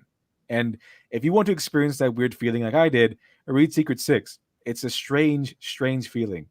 It's very novel. Because of my new career, I get asked to conventions and appearances all over the world, and I get to meet readers from pretty much everywhere. It's my favorite thing. And everywhere I go, I get asked a lot of questions. Questions about writing, about comics, about characters, about travel. Don't worry, chat. After this video, a lot of enthusiastic viewers of her videos have left her several questions, and if you want to, we can go into those questions if you'd like. They're readily available on her YouTube channel. There's just no effort put into this video. That's as someone who's like, no effort. That's her. My entire thing is my visual, because I want to go into the visual effects industry. So obviously my stuff is very focused around visuals, and it is just so painful for me to watch this as someone who like specializes in this. Like, Oh, you've got black screens. You just got a random shot of you like going against a globe. It's like, oh, this is me. This is me going through a globe. you see what I mean by fat auntie humor? This is slapping a globe next to Deadpool. That's something you laugh politely I don't think at. she was like meant as a joke. I think she was just laughing. She didn't know how to make it go faster while on the camera. That's Gail Simone. If she continues this YouTube, even if I don't care if she disables comments. I just want her to continue pumping out videos. Oh, here we go. But the one question I get asked in almost every interview, no matter if it's a school paper or network television, is this: what's it like to be a woman in comics? See, That was not my first question. My first question was, are you using Windows Movie Maker? They don't even have that anymore. How are you still using it? So yeah, this what's it like to be a woman in comics? What's it like to be a man in comics? I want to know that too. Let's check off another box, chat. This is another box that we can check off. First of all, geek. She described herself as a geek or a nerd. That's something a lot of these far leftists do. Because it's hip and cool now. And another one is, what's it like to be a X or Y or Z in comics? Check off that one, chat. Also, she just likes one gender or whatever. So let's see what else Gail Simone has in store for us. We've only been watching this video. We're only a minute and 44 seconds in. It feels like we've been watching this for 20 minutes already, or 20 minutes of this video. You might have been talking about it for 20 minutes. But this video feels a lot longer than it is. Frankly, the answer is it's pretty great. But we thought it'd be fun to do some videos answering other questions people might have. So there's no What's it kind like of to write like Superman? imaginary barrier. What's it like to sign at a Yeah, it's pretty great. According to Gail Simone. I was going to assume she was going to say, oh, well, it's horrible. I've got people trying to oppress me in the workplace. Oh, this is that and the other. Oh, woe for me. Yeah, but you forgot the number one rules of SJWs. Everything must be positive, and you have to have that happy face on, and everything must be pastels, bright colors, and soft. I thought it was like colors. Everything has to be the victim narrative. Yeah, that's why everything has to be positive. Oh, we're positive over here, but we, those evil white guys over there, they're oppressing us. We just want to be over here on our own, being all accepting and inclusive over here, while trying to kill everyone. No kind of negativity. Yeah, no kind of negativity. They hate negativity. That's a telltale sign. Convention. What's it like to pitch a script idea? But also fun questions, just about life in general. Like, what's it like to have rescued Grey? Really, Gail? You're just going to have most of this video just be black screen? Like, you're talking and you had a video of you earlier. Just actually, that's probably, I don't want to see a video of you. Maybe, I don't know, just put a comic book up there or something. Yeah, have yourself flipping through a comic or something. This is a YouTube video. It's not Twitter. Okay, you can just talk about this. It's a visual format. It's not Twitter, Gail. You can't just say something and that's it. It'd be better if you put at least some sort of visual, even if it's just a static image of maybe a comic or something, or a Batgirl or something you worked on. Even if it's just a single static image, it's better than a black screen. Okay, this is terrible. What are you doing, Gail? Why did you not ask anyone who has YouTube what to do on your first YouTube video? Greyhounds. We're on our fourth. Dasher is my current muse. What's it like to work? No, Gail. Keep the dog picture up and leave it there. Okay, that's better than a black screen and just a dark void of nothingness. Okay, get the camera off of the place that your heart is supposed to be, and it's give a it black something to look at. infinitude. All right, take the camera out of your head. Okay, we already know there's nothing in there, and give us something to look at.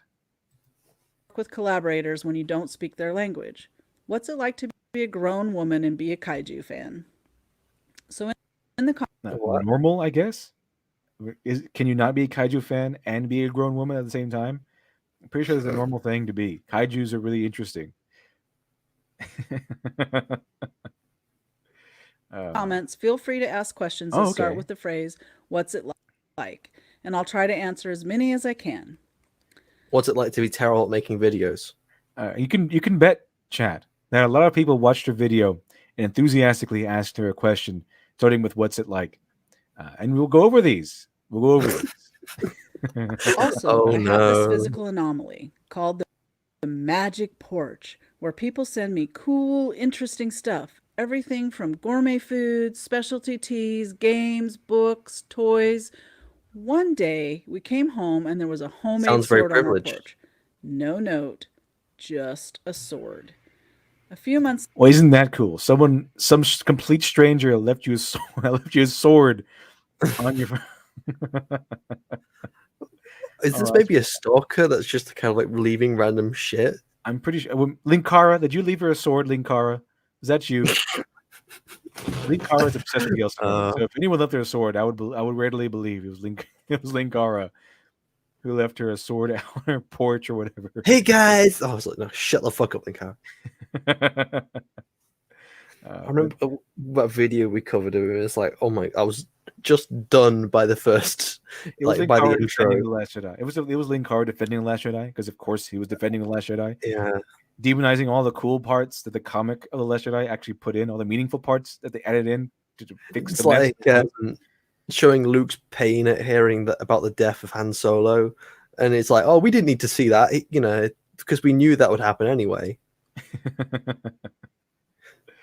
Oh, let's hear Gail talk about this mysterious sword is materialized on a porch. later, that If a happened sword again. materialized on my So like we'll be front door, I doing would some be scared. What the fuck's a sword doing here? What does this mean? Is someone trying to kill me? I would take that as a warning or It's a something. threat. I'll It's be a back for you. dangerous weapon. We'll be doing some unboxing videos from the land of the magic porch. I think she said that happened again. Let me see here. just a sword. A few months later, that happened again. She got another sword. She did get another sword. She got a second sword on her porch from a complete stranger. That's kind of strange. Like, jeez. Zul must really hate her to leave two swords. She's got two different factions leaving her swords as warnings. Maybe they knew she was going to put out a YouTube video. Like, this is our territory. Traverse it at your own risk. So we'll be doing some unboxing videos from the land of the magic porch for sure. Basically, we just want to have some fun talking about stuff we love. Ugh, what the fuck is that? That's the creature that represents the face of her meltdown over Birds of Prey. That's her. That was her. That was her avatar. Fucking disgusting. Yeah, that's what her meltdown face looks like. I've got a feeling that that's what she looks like. That's her personality. Probably. I wouldn't be surprised. I wouldn't be surprised. And talking about stuff we love, comics, games, and travel. If you like any of those things, well, we're best friends already. And now, because I'm a No, we're terrible not. person, here's a gratuitous Mortal Kombat butt shot. Oop, oop, oop, de doo. Objectification. Thunder God booty. See, yes or no, chat. Was your boy Zach right? Was he spot on when he described Gail Simone's style of humor as fat auntie humor? No, but she objectified a male character just there. You can do that though. You can objectify men. That's perfectly acceptable. You can sexualize them. You can objectify them. You can kill them in a comic. You can stuff them in refrigerators. It's fine. Do that to a woman though, you're sexist and evil, a bigot, and apparently some flavor of Nazi. Because Gail Simone, if you didn't know, chat, Gail Simone is the person who came up with the term fridging. And Fridging? It's usually what happens when, from what I gathered, it's that phenomenon when a character's loved one dies for the sole purpose of motivating the main character. So kind of like the family in Gladiator, or John Wick's dog, John Wick's wife, even. They have to die or be murdered for the sole purpose of motivating the main character into action. That's essentially And what fridging is. is that supposed to be sexist? Well, if the term came from a comic where one of the superhero's girlfriends was brutally murdered by, I think, Doctor Light or something like that, and she was her corpse is stuffed into a fridge for the superhero to find. I don't know the specifics. I don't because it's been a while since I never read the comic, but it's been a while since someone explained it to me. That's essentially the circumstance, and that's why it's called fridging, because the brutalized, destroyed corpse of the superhero's girlfriend was stuffed into a fridge, so that story wise, so that the superhero can be motivated into action. Let's see here. Hack 47 for life. Thanks for the 5. I'm thinking leaving a sword on someone's porch might be a threat in some cultures. Exactly, right? That's exactly what I would go to. Like someone leaves a sword without, an unsolicited sword on my porch. I'm No taking that as a note. threat. Yeah, no note or anything. Just okay. Someone is trying to Not to kill mention, me. don't you need a license to own a sword, like blunt or sharp? I don't think so. At least None Len of the Free. I remember watching a Shadowversity video. Well, in America, you have guns, so I don't imagine swords would be that much different. But I remember watching a Shadowversity video where he was on about how he needed to get a license for his thing, but he already had a license because of some other reason. I mean, I think you do have. If you want to carry it around, if you actually want to use a sword, you probably have to have a license of some sort because it is a weapon. You can actually kill someone with a sword still. It's not out of the realm of possibility. It's a sword-like weapon. Yeah, so it's a huge knife. No one, if anyone in the chat has not heard of Shadowversity, he's great. He's Go fantastic. watch him. Yeah, Go. Not now. Wait until after the stream's over. It's like, never heard of him. Leave the stream right now. Go. Oh, great! She gave credits here. Let's see who worked on this fantastic masterpiece of a video. Can you hear an alarm in the background? Dakota James, Rocket Spouse. Okay, Gail that's Simone. good. This is the fantastic genius Einstein-like creative team who gave us almost maybe 2 minutes of black screen. Thank you, Gail Simone. Thank you, Dakota James. Thank you, Rocket Spouse. But she did encourage us to ask questions, and I think a lot of people who watched this video obliged, as far as I can see. So let's see here. Let's see you get some good ones in here. Let's see here. She hasn't turned off comments yet, which is surprising. I guess they should. Wouldn't be surprised if some of the top comments got deleted, though. Oh, here we go. Cecil says, here's Cecil. Your boy Cecil, what's it like to destroy not one but 2 comic book companies? Yeah, I want to know that too, Gail. What's it like to destroy not one but 2 comic book companies? That's a really good question. What's the replies? Lots of replies. Well, Cecil's pretty big. He's pretty big. He has like he's just funny. He has no background in comics and no background as a writer or anything like that, or being a creator at all.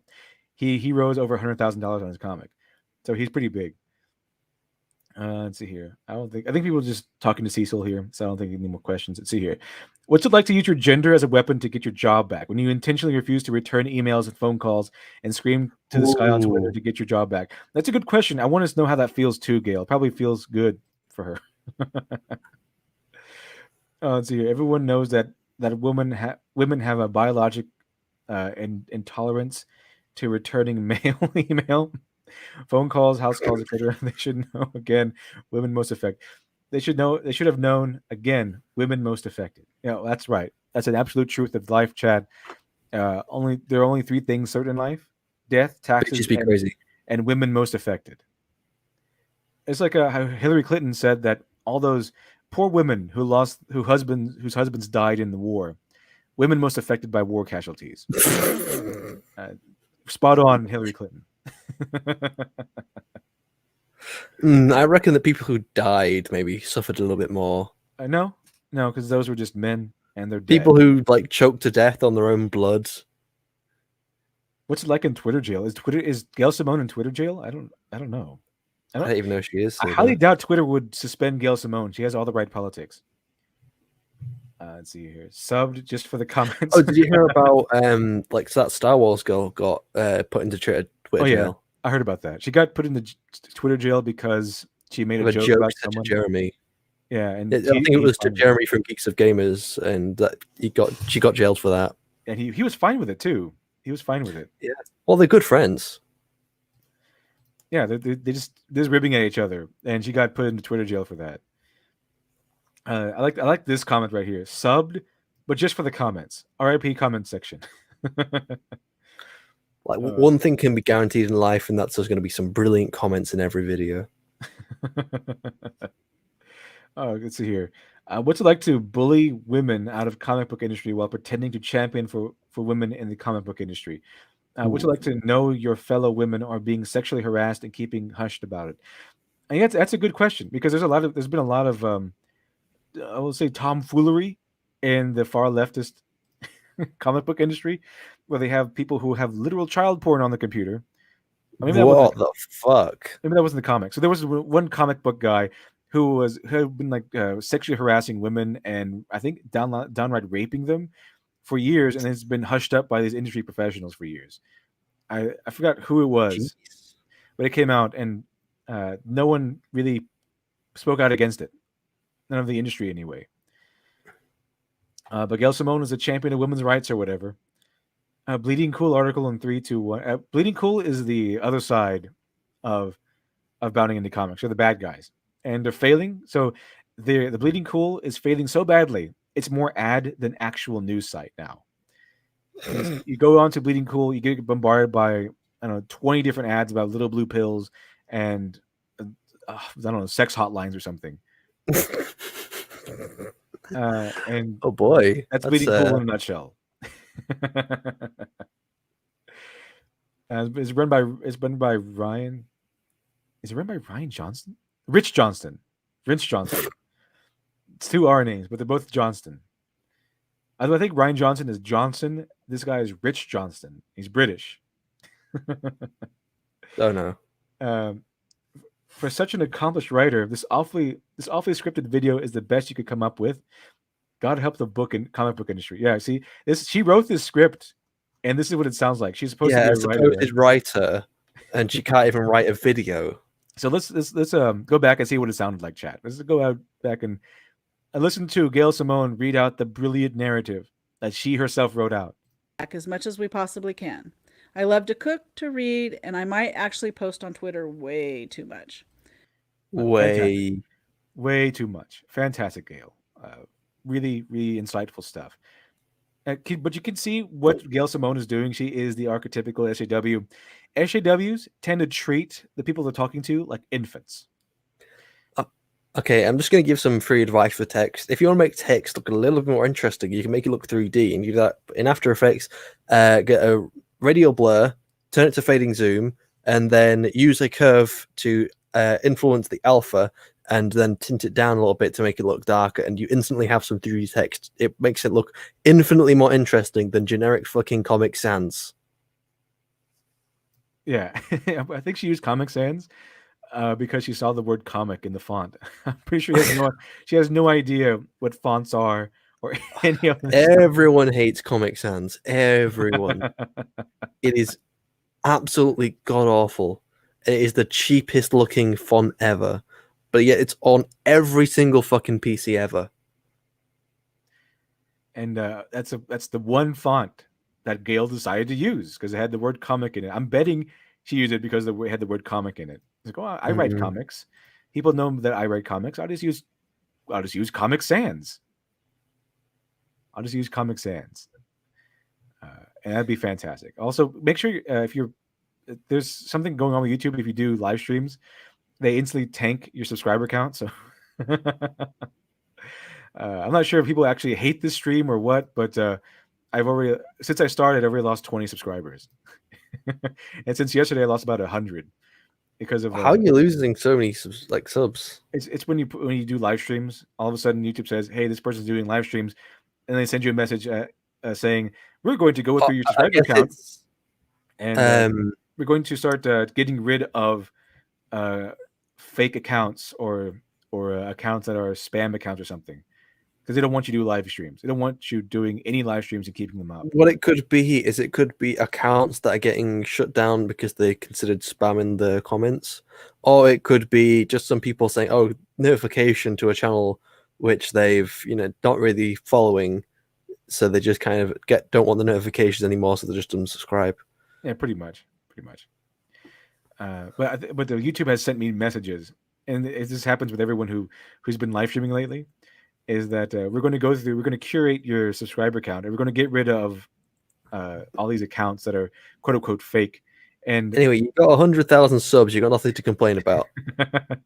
But the Yellow Flash brought this to my attention, and yeah, people have been telling me they got unsubbed, and they didn't mean to. They didn't want to. Oh, without even.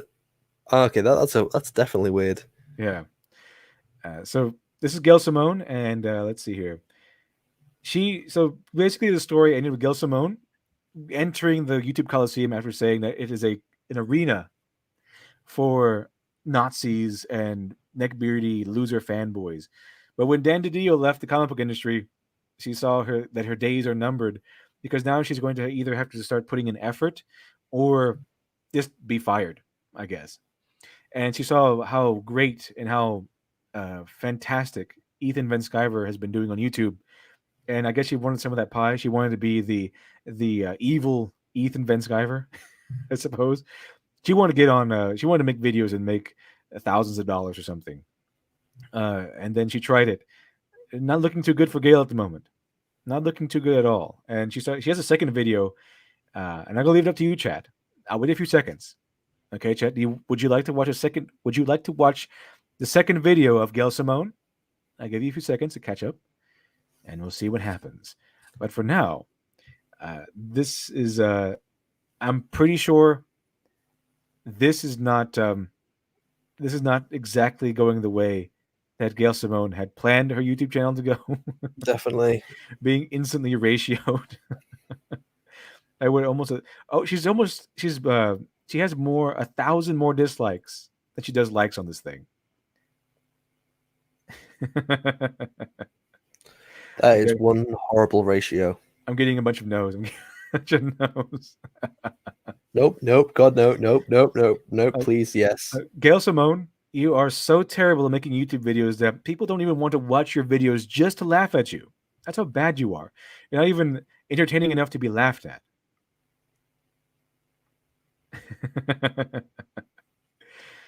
Like, even some of the worst videos we've covered with Smudboy at least have some. They don't do black screens. They don't have a picture appear for like 5 seconds and magically disappear. Exactly. I mean, even the worst ones had something to look at. It was almost like they were trying to make a video or something. I don't know. Oh, let's see. Let us see. What are we going to do now? So, Peter Gilmore. No. Okay, so I'm getting a lot of no's. So let's go ahead and do it.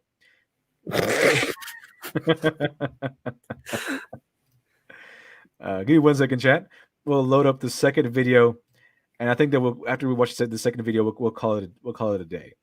I know people have to get to work. People have to get moving. So let's see. Oh, great! This one is 5 minutes long. Fantastic. Let me go ahead and get this going. It's called Comic Book Writer. Awesome. Okay. What's not awesome though? Forgot to do the little check mark. Let me stop that. Because you have to check it. You have to check the mark on the bottom of the thing so that you can share the audio. It's really small, very inconvenient. Okay, so let's see what Gail Simone has to say this time.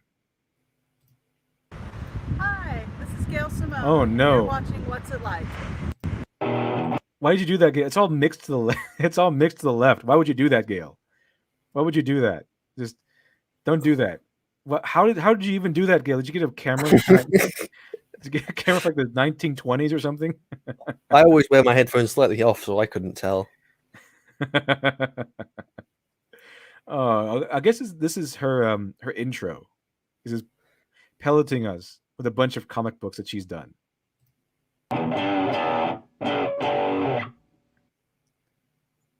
At least she Hi, has like everyone. a somewhat interesting graphic for the show. At At least she has that much. I think that And also, why is she showing a Lego figure with like bite marks on it and broken bits? that's the spaceman from the Lego movie. I'm not really sure Ah. why though. I think this is her train to the convention, the C2E2 thing. But we'll see what the genius mind of Gail Simone has brought us today. I'm Gail, and I'm a writer of comics and animation. One of the very best parts of my job is getting invited to conventions and signings all over the world. Places like Singapore, Shanghai, Paris, Buenos Aires, and lots more. I'm I've glad you're asked so to meet at privileged. Quokka, and Okay, Gail Simone, this is something a lot of new people to YouTube have to overcome, myself included. You have to, if you're going to write out the script, try to read it like you care. Try to read like Try you're to make not dead yourself inside. not interesting.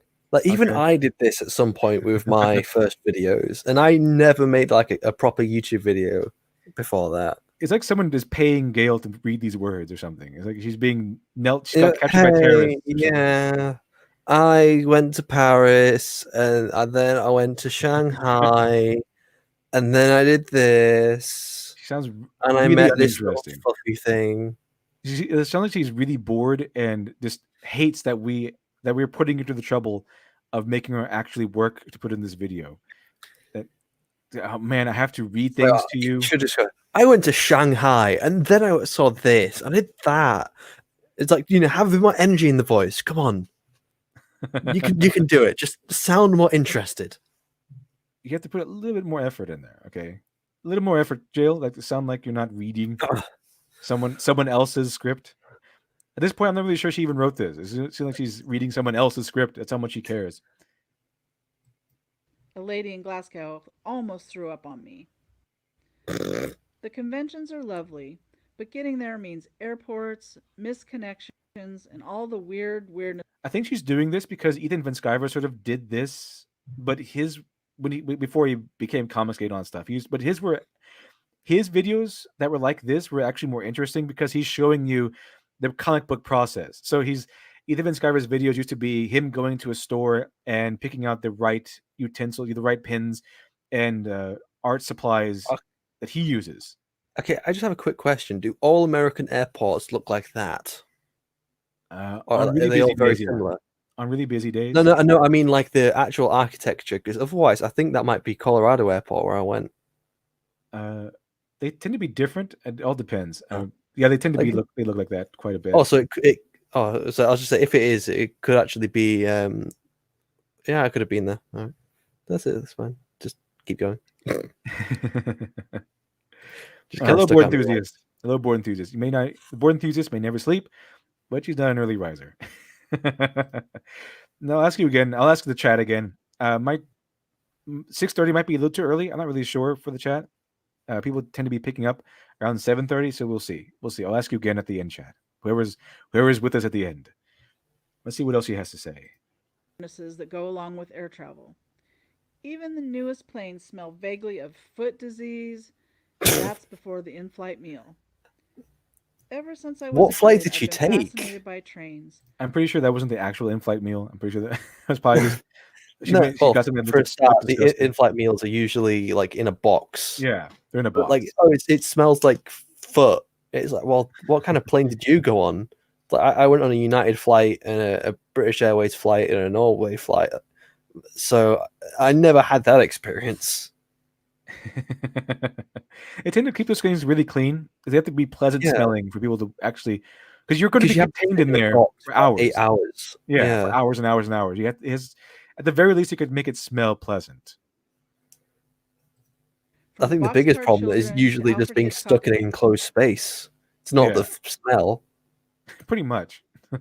Or if it is the smell, it's probably someone next to you who's farted and you can't escape because you sat in the window. Yeah, that's a pretty big risk you run when flying in an airplane. Hope the person next to me isn't too gassy. Agatha Christie, and nothing sounds as romantic or adventurous as traveling across the country by rail. I've gotten to take train journeys in places like China and Scotland, but never across my own country. Seriously, who would I heard want that to was help because the carry American that rail solve a system was murder in the shit. observation car of a double-decker train? I only rode in train once. It wasn't that bad, but it wasn't great. Thing is, it's very common here in the UK to travel by train. I guess because like the train in just like there's a lot of train infrastructure already, and it's very much designed around for passengers rather than for cargo. But from what I understand, trains in America are very much designed around cargo rather than passengers. So that's why it's not quite as common. And it's much more common for you Americans to take planes instead. Yeah, and cars. I'm getting the hint that Gail Simone wrote this script and then did this video in one take. I don't think she read over the script and went back and reread some things. I think she just wrote the script, recorded herself reading through it once, and that's it. That's she put it in the video. Again, you need to put some more effort in your video if you want to be successful. And Yeah, even well, then, doesn't guarantee success. At least this time she's putting in more visuals than just a black screen. Yes, at least that's better. Recently, I was watching some YouTube videos about trains, and I said, "Oh man, we have to do this someday." Rocket Spouse looked at me and said, "Well, why can't we?" And it occurred to us that since I was already booked for C2E2, one of my favorite conventions in Chicago, that we might be able to take a train from where we live in the Pacific Northwest But all the way to Illinois. like trains are fine, but they're not As that you can good. see on this map, Yeah, the train I rode in was miserable. It was a miserable ride. My trains experience haven't been that bad. It's usually just when the train goes past York, it's a city here. Like you often get like all the drunks, especially when it gets late. Like all the drunks after the night out end up swarming on the train, and that's like the biggest problem. Like the trains are still nice and fancy and very comfortable seats. I'd prefer it to a flight, but it's still not like the best thing ever. I'm not get out of my way just to try and go on a train. It's not that great. Yeah, I can see that. I can see that. Miguel Simone, apparently she goes on trains all the time. Train to C2E2. Oh, trains the best thing ever. And she loves them. They're really romantic. Trains are specifically romantic. No. which was provided to us by a top NASA scientist. We Is that a asked the joke? convention organizers if instead of flying us, they might be willing. It's really hard to tell Gail Simone. Sometimes she might be serious. Like your boy Zach said, her style of humor is fed onto humor. So if you catch on to her telling a joke, it's not going to be funny, but what is going to be is something you have to politely laugh at. The thing is, at least my fat auntie can actually make me laugh. This lady cannot. And no, she's not very funny. This is exactly the same style of humor she has in her comics. It's still not funny. It's just something that she thinks is funny. Like, isn't this cute or isn't this random?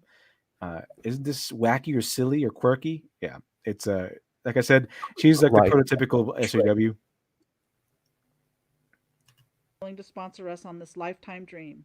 They agreed, and so we're going to be chronicling the trip from the ticket lounge to arriving in Chicago 2 days later. We're going to be playing games, eating in the fancy schmancy dining car, and maybe meeting some new train mates on the way, in between fighting cannibals and Bigfoots. Big feets? I don't know. We'll be riding the Empire Builder across 8 states through a frozen hellscape tundra. I personally am hoping for a Snowpiercer-like experience. Fingers crossed. Let me show you the route. Okay, let me explain to you about this fantabulous train trip we're going to be taking and where it goes and Absolutely where it's fantastic. going to take. I see. Okay, maybe hey, now actually trains are pretty cool, man. The gentle rocking and the click, like on the trains, is hypnotic, man. I find riding trains and trolleys relaxing. Yeah, so I found it relaxing. This is the one I was particularly on. It wasn't very pleasant.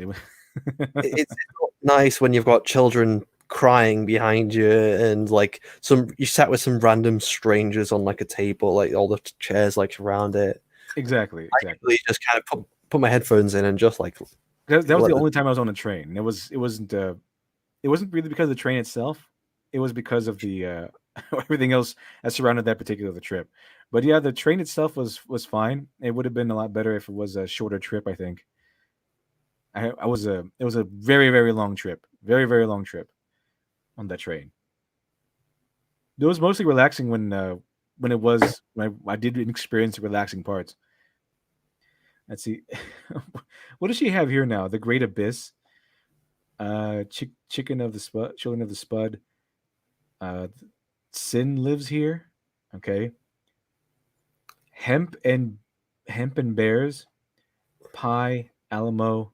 I question the validity of this map.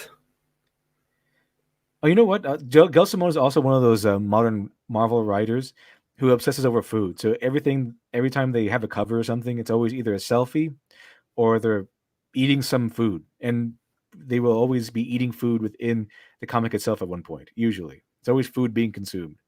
She is one of those writers who's obsessed with food because a lot of these new writers are all just like very pampered millennials, and it's write what you know, and they all know how to do is be pampered millennials. So they obsess not with crime or anything, but with selfies and what restaurant they're going to eat at next. Let's see here.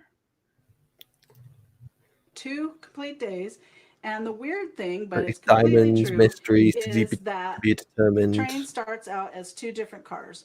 One starts in the Fantabulous Seattle. Okay, you still get that sense that she's talking to us like we are in special education or something, that we are just our audience. I just think she sounds like she's uninterested still. Like she doesn't want to be here. Like, to me, it seems like she's expecting her audience to be what, preschoolers or first graders or something. That's what she sounds like she's talking to. Exactly. Washington, and then our car starts in the equally fabulous Portland, Oregon. And so we start. They are this fancy schmancy. What are you because doing? They get to enjoy steak and crab cakes. We get to have a cold box dinner. See, she's talking about food. She's going across the states, and she's not talking about the sites or anything. She's talking about the only thing that's relevant to her is the food.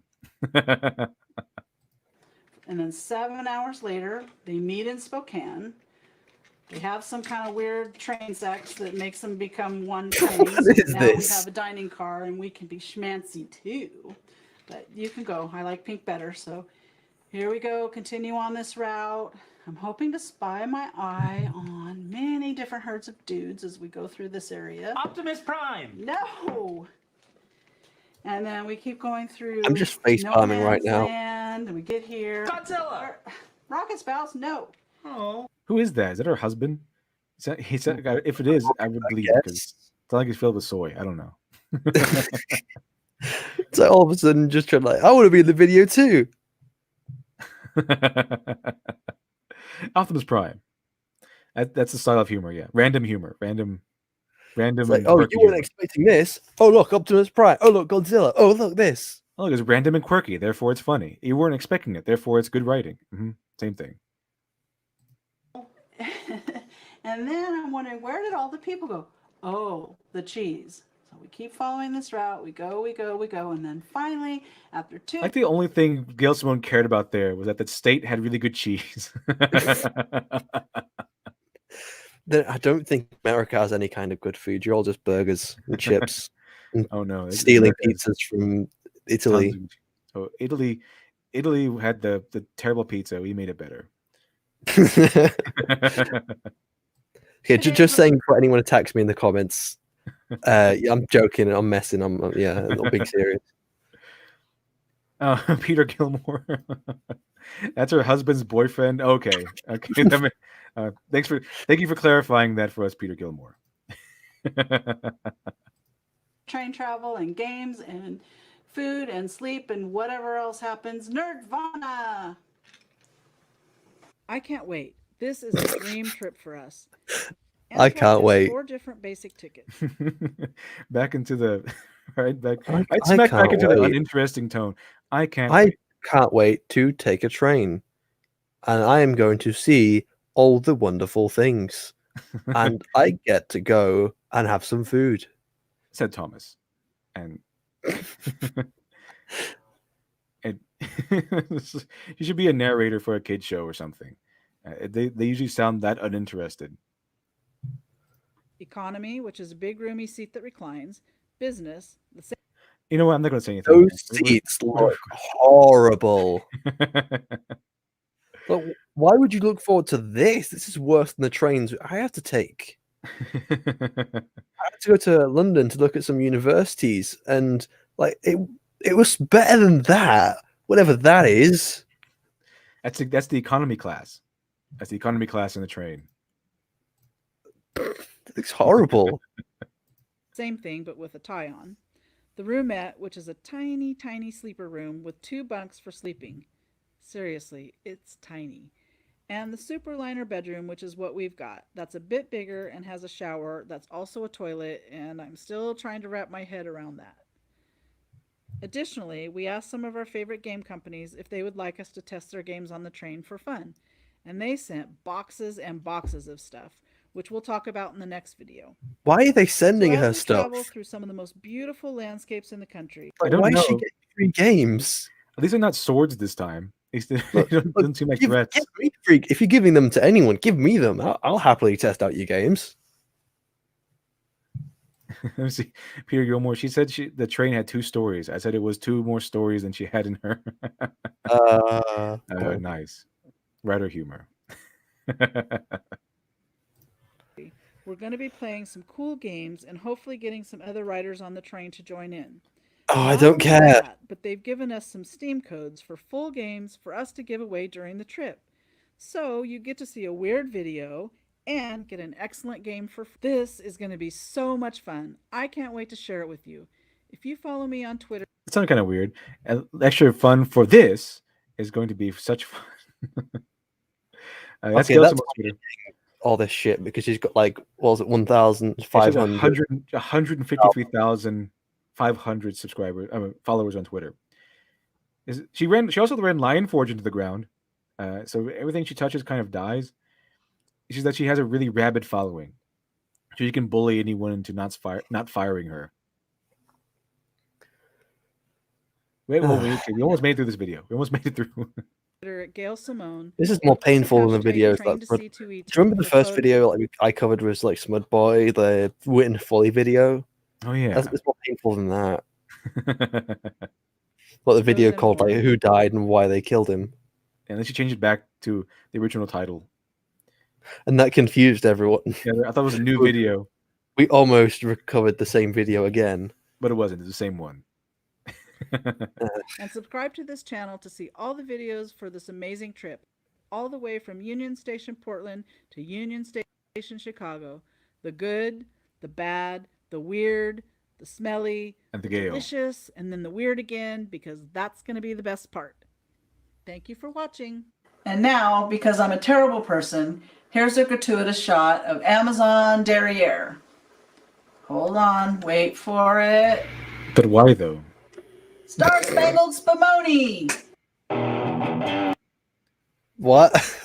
But why? Is that going to be her thing? Is she going to end each video with looking at butt shots. some sort of toy butt shot? Okay. I guess This you is have to do just so bizarre. something. Like, who's this video made for? Like, I would I guess that people who are actually caring about this lady on her trip. Toddlers or infants or something. 'Cause that's what she speaks like. She speaks like she's talking to toddlers or grade schoolers or something. It feels very childish, especially the humor. Like, oh, then monster comes. Like, this is like a tutorial video or something. One of those videos that your teacher would make you watch. You didn't really want to watch, but you did anyway because you didn't want to actually do any work that day. It's what it feels like. You don't like it's something you actually like, but you go ahead and watch it so you don't have to actually participate in class. It feels like one of those videos. Even then, those videos will usually have some kind of educational value, at least a little bit. And this the only educational value here is that now we know, thanks to Gail, where all the best places to get food are in the United States. And we were to get I eat cheese, nowhere. where to get pie, where to get all that stuff. So that's she made us a food map. Food map. Thank you, Gail. It's like, well, part of it's mystery, and the other part of it is whatever. That's fantastic. We're running on 2 hours. We'll go ahead and end the stream here. Thank you, everyone, for joining me. Thank you, Shiny, for joining me today as a guest, the very first Always guest. a pleasure. And I Not will a see pleasure to you. watch these videos, but definitely a pleasure to be here. Oh, absolutely, absolutely. I was. Just kind of quickly plug myself. Oh yeah, go ahead and plug your channel. Yeah, plug my channel. My channel is The Troopers Den. You can find in the future, but not anytime soon. There'll be some reviews there, and I've currently got some interviews with Literature Devil, Smudboy, and Rags, and Southpaw. So if you want to go enjoy them, you can do that. And they're all 20 minutes long. Yeah, fantastic. All right, thank you everyone for joining. Oh, one more thing, chat, before you leave. Would you like it to stay at 6:30 Central AM, or probably move it to maybe 7:30 AM Central? I'll wait a few seconds for your answer, and because depending on the answer, I might move it an hour later. Just so because people tend to be coming in around 7:30. It seems like. I think that might be a better decision. Let's see here. Please don't torture us with other videos like these too. We'll be I promise. I don't know. We'll see what happens. See what happens. Okay, so see, it's 7 o'clock, 7 o'clock Central. Should be good. I think I might move to 7:30. I'll give everyone plenty of heads up. All right. So other than that, thank you everyone. Thank you everyone for joining me, and we will see you all next time.